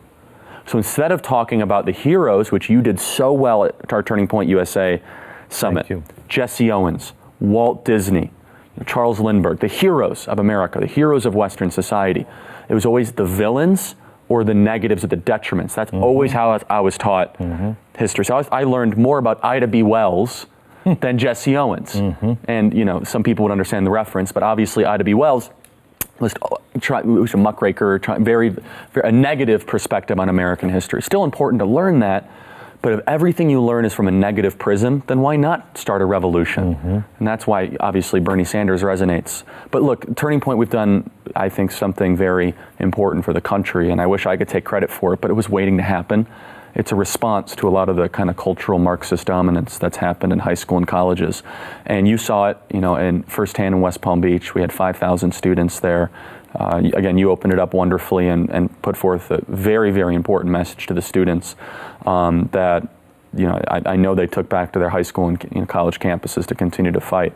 But this is all part of this continuation of a movement. And, I remember driving around as a sophomore and a junior in high school listening to your radio program in the morning. I'll never forget it. And this was during the excitement of the Tea Party movement. Yeah. And I wasn't there when you gave the speech at the Lincoln Memorial, is that right? But I saw it. I remember saw it being simulcasted. Wow.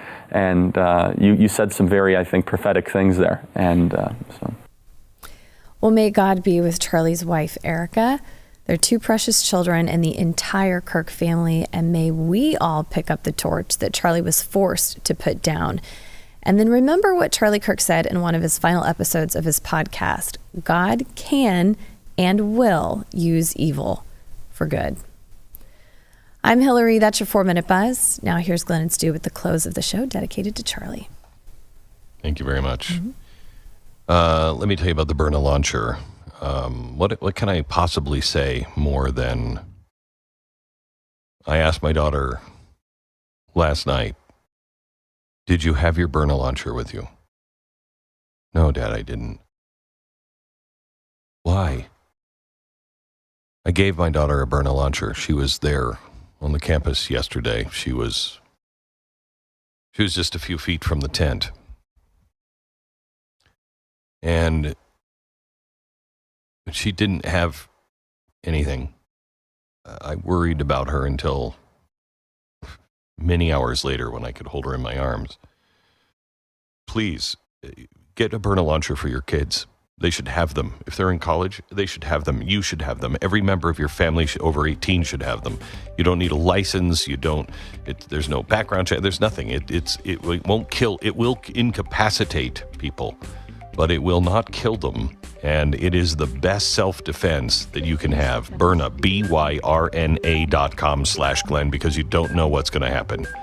Byrna.com/Glenn. Get a 10% discount off your purchase right now. Do it now. Sportsman's Warehouse. Byrna.com/Glenn.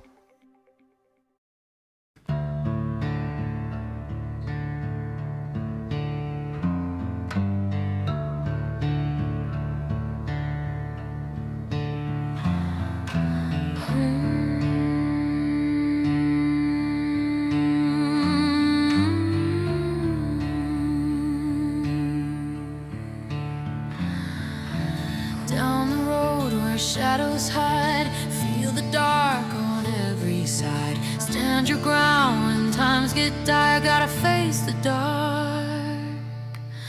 Embrace the fire. The fusion of entertainment and enlightenment. This is the Glenn Beck Program. Every year, we produce a new theme for the show. And because I lived through September 11th, every year I ask my producers to make what I call a dark theme, to only be used in case of a very dark day. You never hear those themes. This year's theme, this is the day we've had to pull it out. As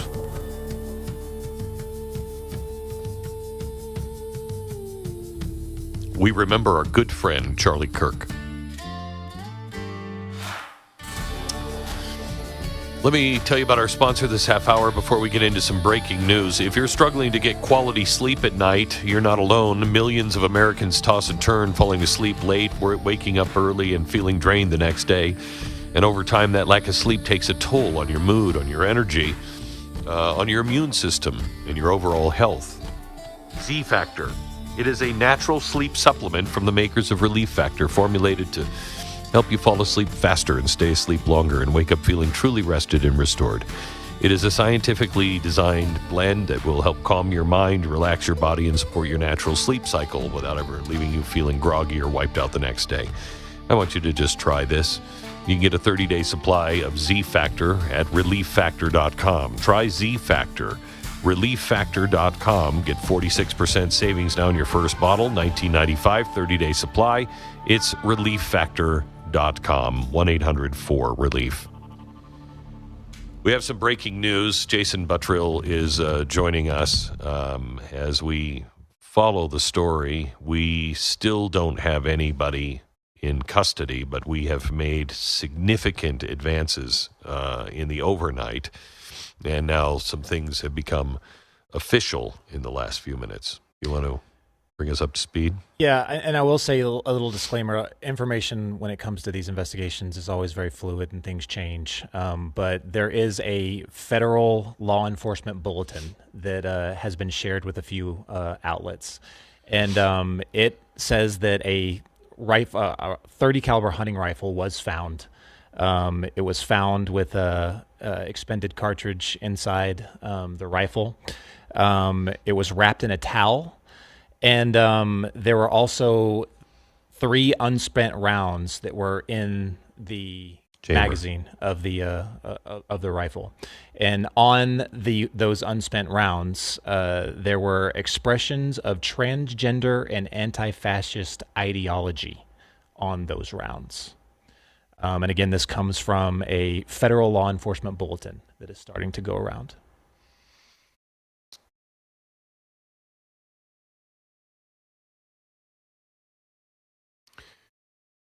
We just saw that exact same thing just a couple of weeks ago.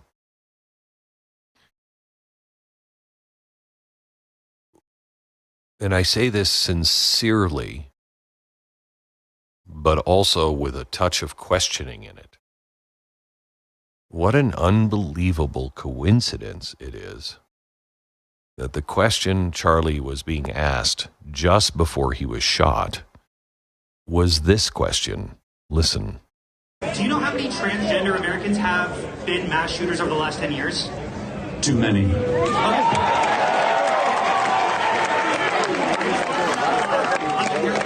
It's 5. Okay, now 5 is a lot, right? I'm going to give you some credit. Do you know how many mass shooters there have been in America over the last 10 years?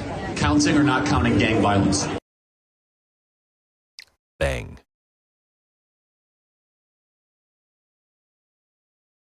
Coincidence? I think that at this point, all options need to be considered. I hope we are questioning that person. I hope that is a coincidence, because if it's not a coincidence, it means we are dealing with something entirely different. And I gotta believe it's a coincidence. But what an amazing thing to happen. Stu? Have you seen the video going around of the one guy in the crowd that immediately is celebrating? Yes. It's one of the most shocking things I've ever seen in my life. I mean, like, outside of just how horrible of a human being you'd have to be to celebrate someone being murdered, think of the moment, right? This guy's probably 30 feet away from where this shot just went off, from where it hit, excuse me. There's a man who, I mean, and if you know, it's a very bloody scene. It's an awful, awful scene. He's literally turning around and cheering, waving his hands up and down like they had just won the Super Bowl. And it's in the crowd. I mean, it's jaw-dropping. It's like, is that person involved in it? Like, did he know it was coming? I don't see how, in a normal circumstance, you could possibly react that way without either having pre-knowledge or have at least fantasized about something like this happening. It is, the reaction to it is incredibly disturbing. That one is the worst of them. But there's so many people just celebrating on social media and stuff with there's this one woman that's going viral for her celebration afterward. And what strikes me of it is like, she has a beautiful smile, like a beautiful smile. You know, it's like she's like really happy and joyful, and she's thrilled that this has happened, and she's so excited about it. And it's not like it's not fake. It's like she's really gleeful that this dad just got murdered. It's like it's hard to understand what country we even have looking at this stuff today. Well, here's the thing about all of this. America needs to decide, what kind of civilization do you want to live in? If you want to live in a civilization that celebrates or excuses political violence, the assassination of people who are only coming to campus to speak to people who disagree and will respectfully let those people speak, and then have a conversation back and forth. If that is something worth shooting someone over, I don't want to live in your civilization.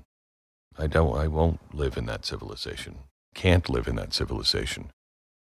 And I think that the more these people celebrate, I am hoping the more people on the reasonable left, there's the Democrat that we all grew up around, will go, I don't want anything to do with that. That's not me. I don't want to do anything. And it's not enough just to say, that's not me. You now have to make a decision. You either say, that's not me, and I am not with those people, and they have exposed themselves as being a part of a death cult, that I will stand against you. Doesn't mean I'm standing for the other side. It means I am not with you, and what you're doing is evil, and I want no part of this in our civilization. Because you don't have a civilization. This is not civilized behavior. It's not. It's not. It's not.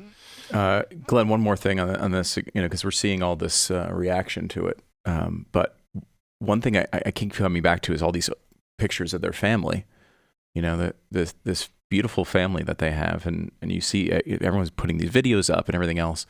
And the one thing, like I realized after watching, 100 of them, is I have no idea what his kids look like. None of the photos that are public, he would have let his kids' faces be seen because he knew something like this could happen. He lived his entire life with the knowledge that what he was doing was putting himself and everyone around him in danger. There's a picture of him with this beautiful background of him and his wife, and their Chicago Cubs hat is like awkwardly pulled over the face of their child because they couldn't show the face. They couldn't post photos of their own kids. Pray for the family. Pray for the family and the kids. And now let's show those children as they grow how much he meant to us by living a life that he would respect. And he would not want vengeance. He would want justice, but he would not want vengeance of any kind. I pulled out a song that I had produced years ago for Man in the Moon, and I just wanted to play one part of it. It's the second stanza of a song that, we all know. It's America the Beautiful, but I thought the last stanza was Charlie Kirk. Listen.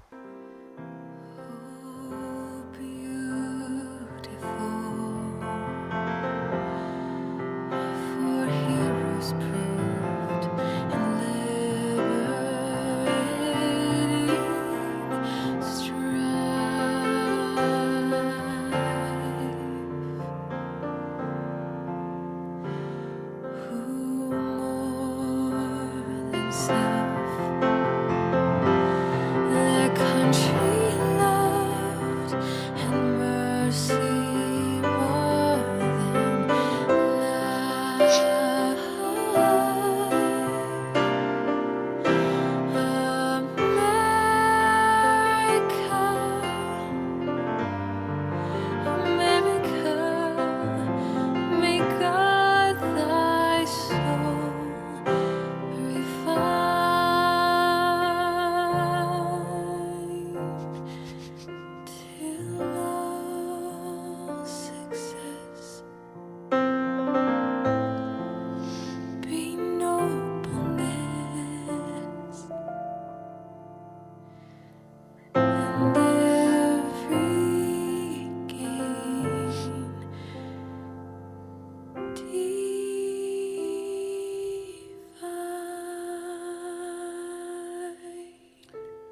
Let that be our prayer.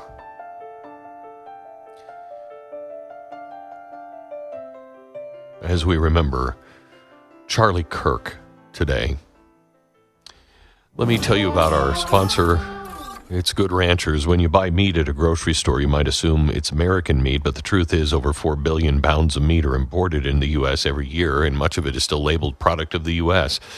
Good Ranchers is doing their part in changing all of that. They source 100% of their beef, chicken, and seafood.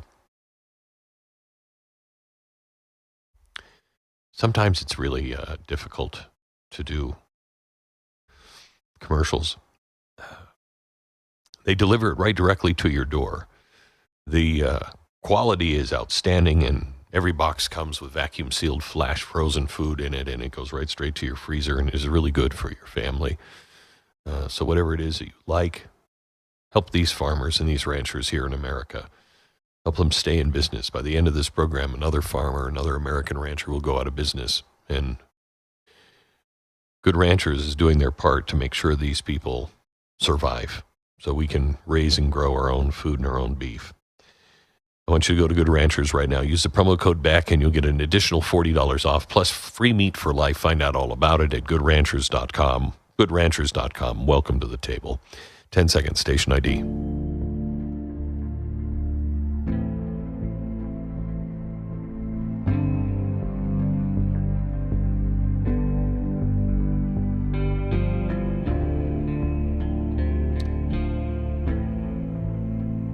History doesn't turn on the movements of faceless crowds, but on the courage of individuals, men and women who, in the darkest of hours, ask a haunting question.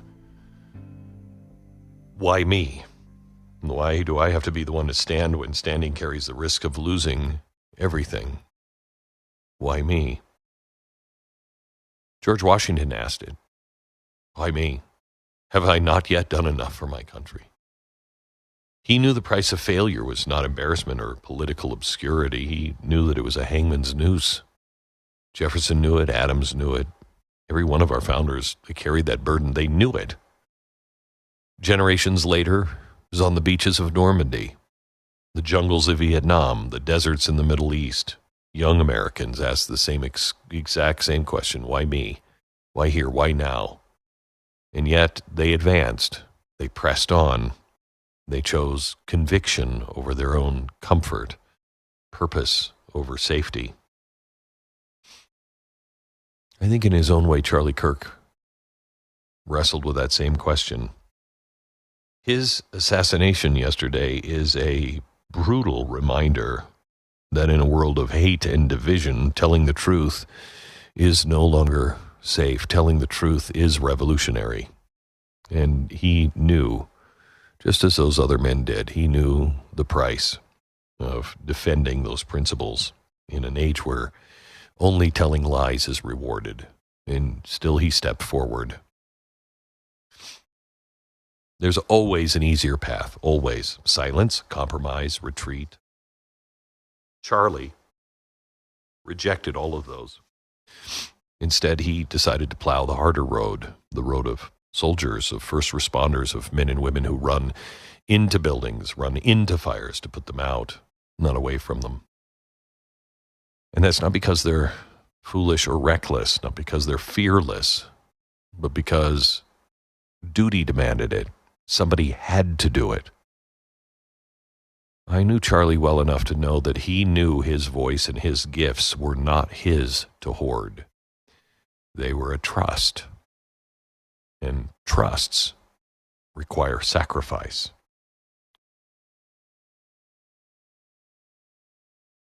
At the center of the courage that it takes to be like Charlie Kirk, to stand within the lies and tell the truth in the modern world, is something that nobody wants to acknowledge, at least not in the mainstream, if you will. We are not just flesh and bone. We are spirit. We are made for something way beyond ourselves. And it was Charlie's faith that fueled his courage. It's why the left hates faith.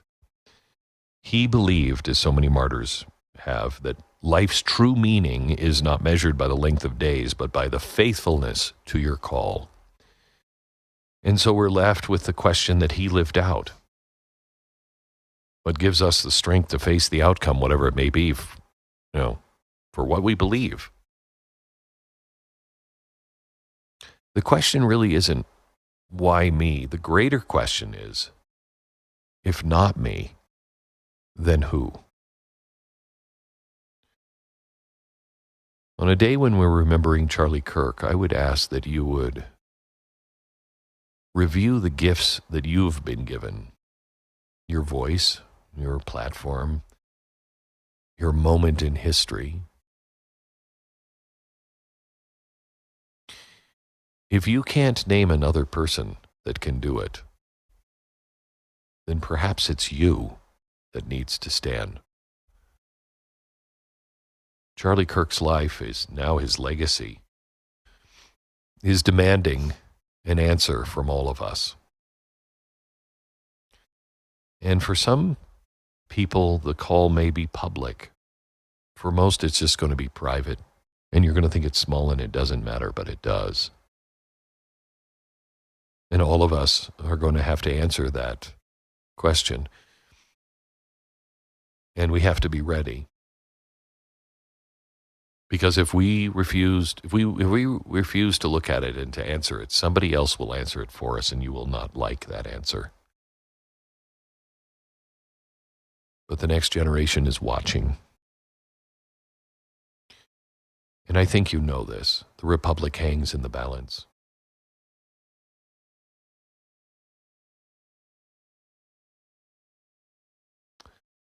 All day I so desperately wanted to talk to the president to thank him for how he was handling everything, to tell him how sorry I am because I know how close he was to Charlie Kirk, but also to thank him for being the man who would answer the call. He never said, "Why me?" He never cried, "Poor mouth." He never, "Oh, poor little me." He just got back up and said, "Fight." The time for shrinking back is over. And I find it so ironic that I'm having these words that feel so familiar to me, that I'm sharing almost the same message that I shared on 9/11/2001, now on 9/11/2025. Today, as we remember both the towers that fell and the voices that will no longer speak, let us resolve to be worthy of that question. If not me, who?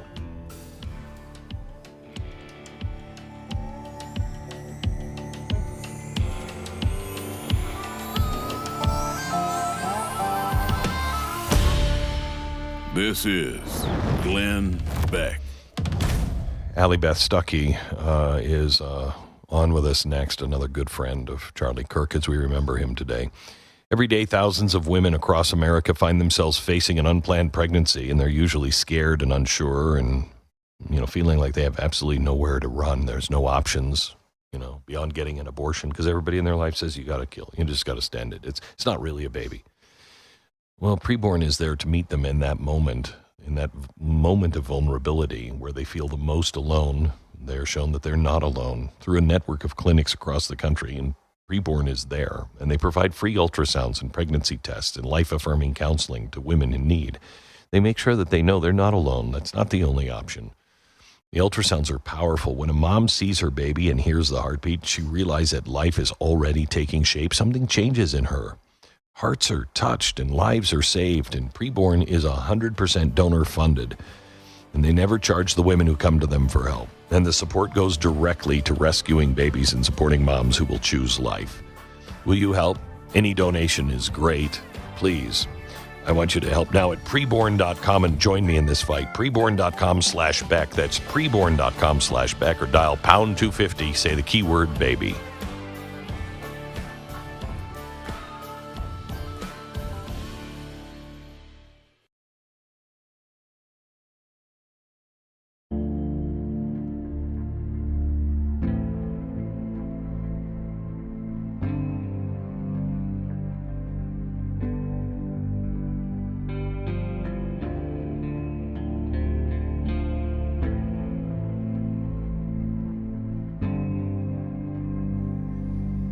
Just a few minutes ago, a friend of mine, Allie Beth Stuckey, who is just a remarkable woman, posted something. To the people who did this, to the people who support this, you have changed our country forever. If your goal was to immortalize Charlie's ideas and to raise people even bolder and more relentless than him, good job, because that's exactly what you've done. And Allie, I want to share something that I just saw online from somebody I've never heard of, Maddie Roon. I'm not going to lie. With everything going on, I'm feeling the pull to go to church and give my life to Christ. Such great good will come out of this, Allie. I know this is a tough day for you, and thank you for joining me. Yeah. God is in the business of redemption. He is in the business of thwarting Satan's schemes. He is in the business of bringing beauty out of ashes. He is in the business of bringing glory to himself and bringing people to himself. And if Charlie had had the choice, if someone had been able to come to him and say, okay, this is what your death will accomplish. It will accomplish more people hearing the gospel. It will accomplish more people waking up. I know that if Charlie had had that choice, he would have said yes. He would have said, yes, Lord, send me. And not only would he have, but he did.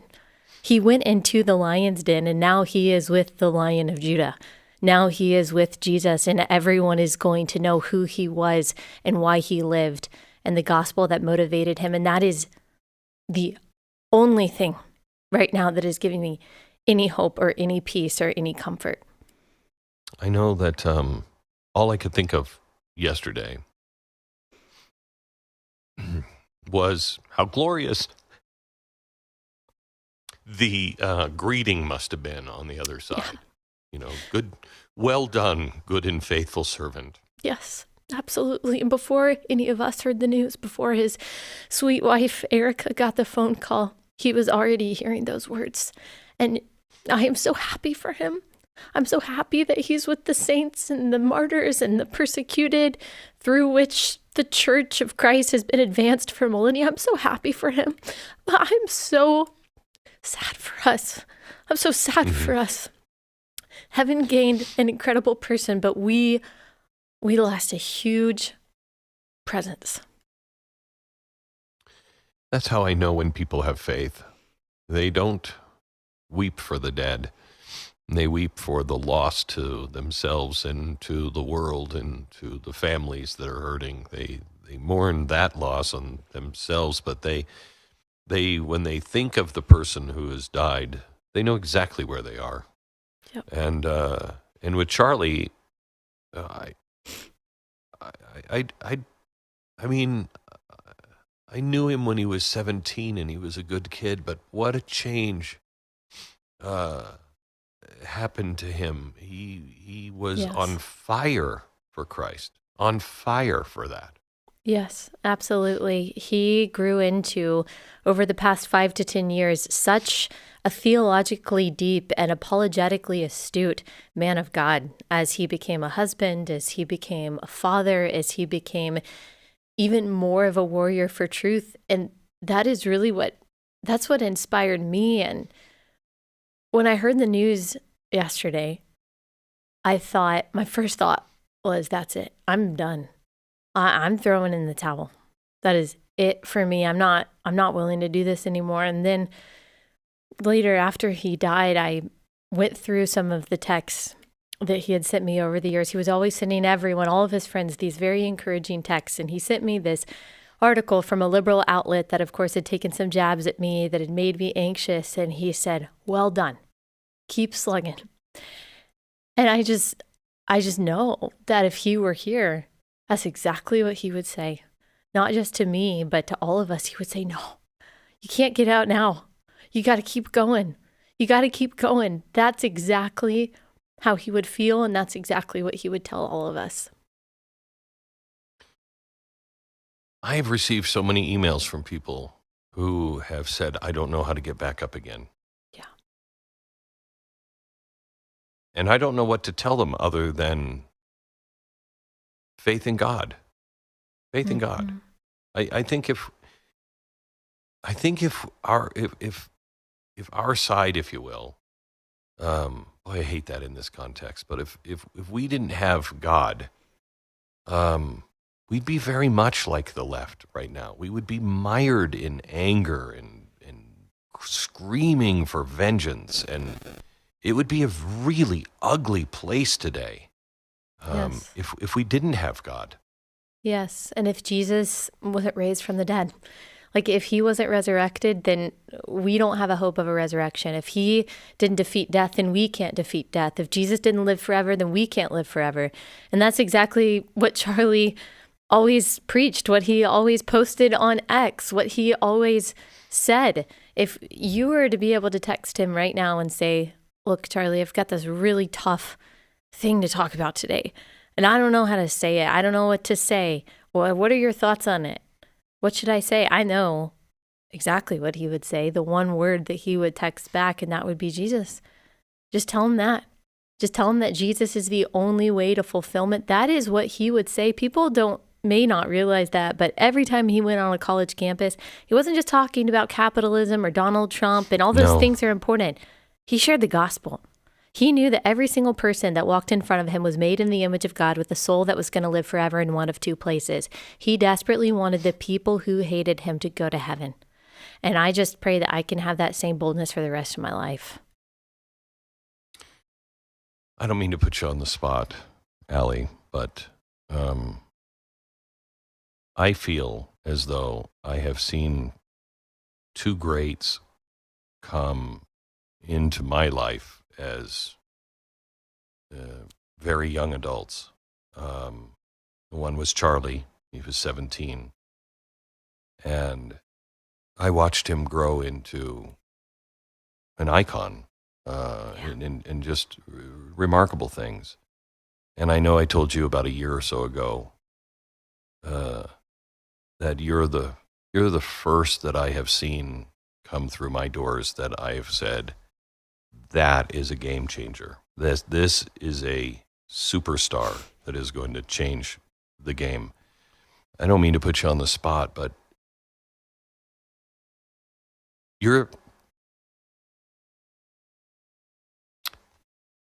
I'm sorry to say this to you, but you're the closest replacement. The responsibility now on your shoulders.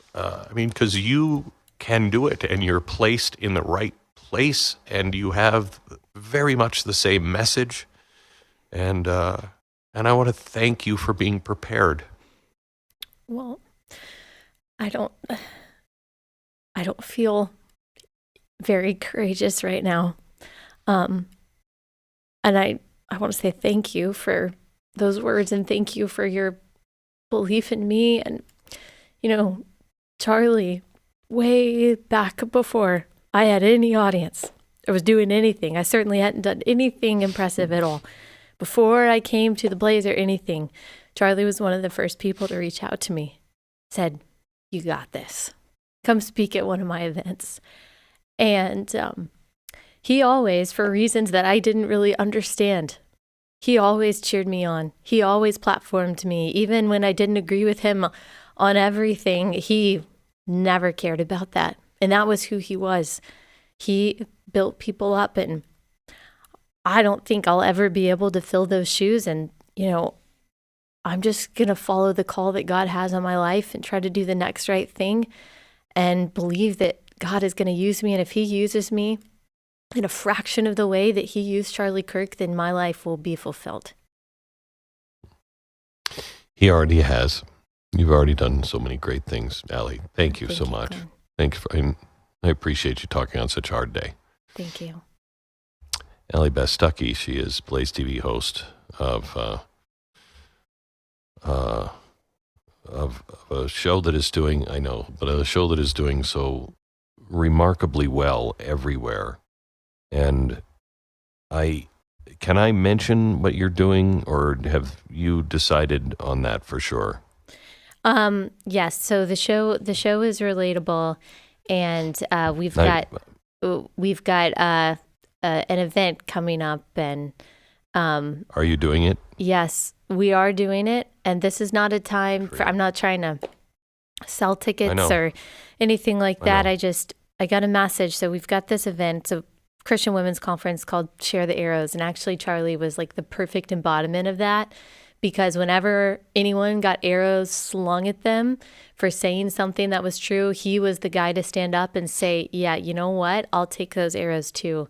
And that's what this conference is about. It's about instilling women with courage, teaching them theology, and making sure that they share what is good, right, and true in every sphere of the world that they occupy. And I got a message from someone saying, you know, I'm so glad I bought these tickets 2 months ago, because I need to be near believers. I need to be encouraged. I need worship. So if that is you, if you are a Christian woman and you're like, wow, I need this, then you can go to sharethearrows.com. You can get your tickets there today. I'd be so happy to have you. There will be thousands of us there. We will be singing hymns. We will be worshiping. We will be learning from the Word of God, and we will draw courage from each other. So if you want to be there, then I invite you to come, and that's sharethearrows.com. And it's happening on October 11th at the Credit Union of Texas Event Center. And, you know, I just talked to Megyn Kelly a few minutes ago. Yeah. And I talked to her off the air, and I said, I think I know the answer, but are you really going to start your tour next Monday? Yeah. And she said, yeah, I am. Nothing is going to stop these valiant women and warriors.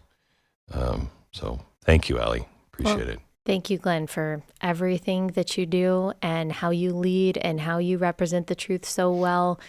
We are all so thankful to you and indebted to you in many, many ways. ShareTheArrows.com, and you can follow Allie, BlazeTV.com/Allie, and her show is Relatable. Okay, one more break. Some final thoughts here in just a minute. First, let me tell you about our sponsor this half hour. It's Relief Factor. When pain becomes a daily part of your life, it affects everything: your mood, your energy, your sleep, your mobility, and even the simple joys of getting through the day without the struggle that goes along with it. Relief Factor is a daily supplement formulated to fight pain at its source, using a blend of ingredients that help support healthy inflammatory response through just letting your body work the way it's supposed to and breaking down some of those barriers just with this supplement. Unlike the over-the-counter pain medications that just mask the symptoms for a few hours, Relief Factor is designed to work with your body to help reduce the inflammation that is the real source of all of our pain and many of our diseases. You can get their 3-week quick start right now. Try it for only $19.95. Visit ReliefFactor.com, ReliefFactor.com, or call 800-4-RELIEF, 800-4-RELIEF. More. Glenn Beck.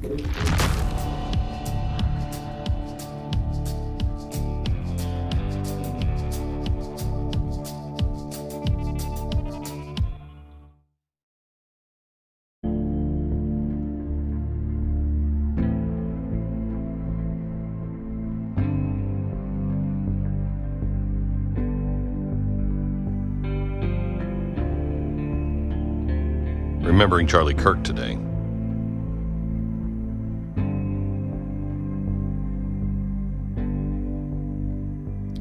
I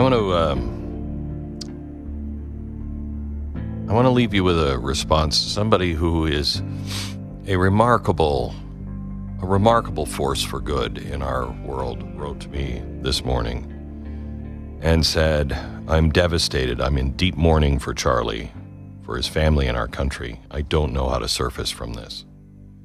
I want to share what I wrote back. I share your devastation. There are no words that can erase the weight of this moment. Like you, I'm mourning Charlie, not only as a friend that we lost, but the bright light of hope he carried for so many. His absence is a wound in all of our hearts, in his family, and in the country that he loved so fiercely. But I also know this. Charlie would not want us to remain in despair. He understood, perhaps better than most, that our time here is short, and what matters is how we all use it. The pain you feel now is proof of the impact he had, the lives he touched, the courage he sparked, the truth he spoke. It's natural for all of us to grieve. It's necessary for us to mourn, but out of that mourning can come renewed resolve. The torch that Charlie carried did not go out. It was merely passed to you, to me, to every mother, father, son, and daughter who still believes in the promises of God and the promise of America. We will honor him not by our silence, not by retreat, certainly not by violence or revenge, but by standing taller, loving harder, and speaking the truth even more boldly. In this dark hour, I find myself returning again and again to faith that God is not absent, that he weeps with us, and that he will use even this unspeakable loss for a greater purpose, because I know that is who he is. So when you ask how to surface from this, the answer is together. Together we will rise. Together we'll comfort one another. Together we will carry forward Charlie's courage. We will grieve, but we will not surrender. Charlie's life was short. It was full. But it calls us now to live our lives with the same passion, the same conviction, the same faith, and the same unshakable hope. Remembering my dear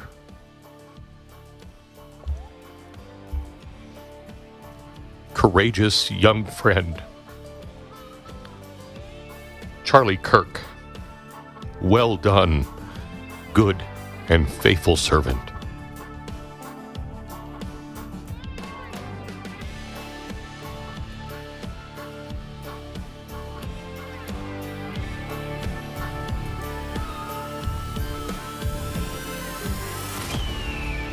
This is Glenn Beck.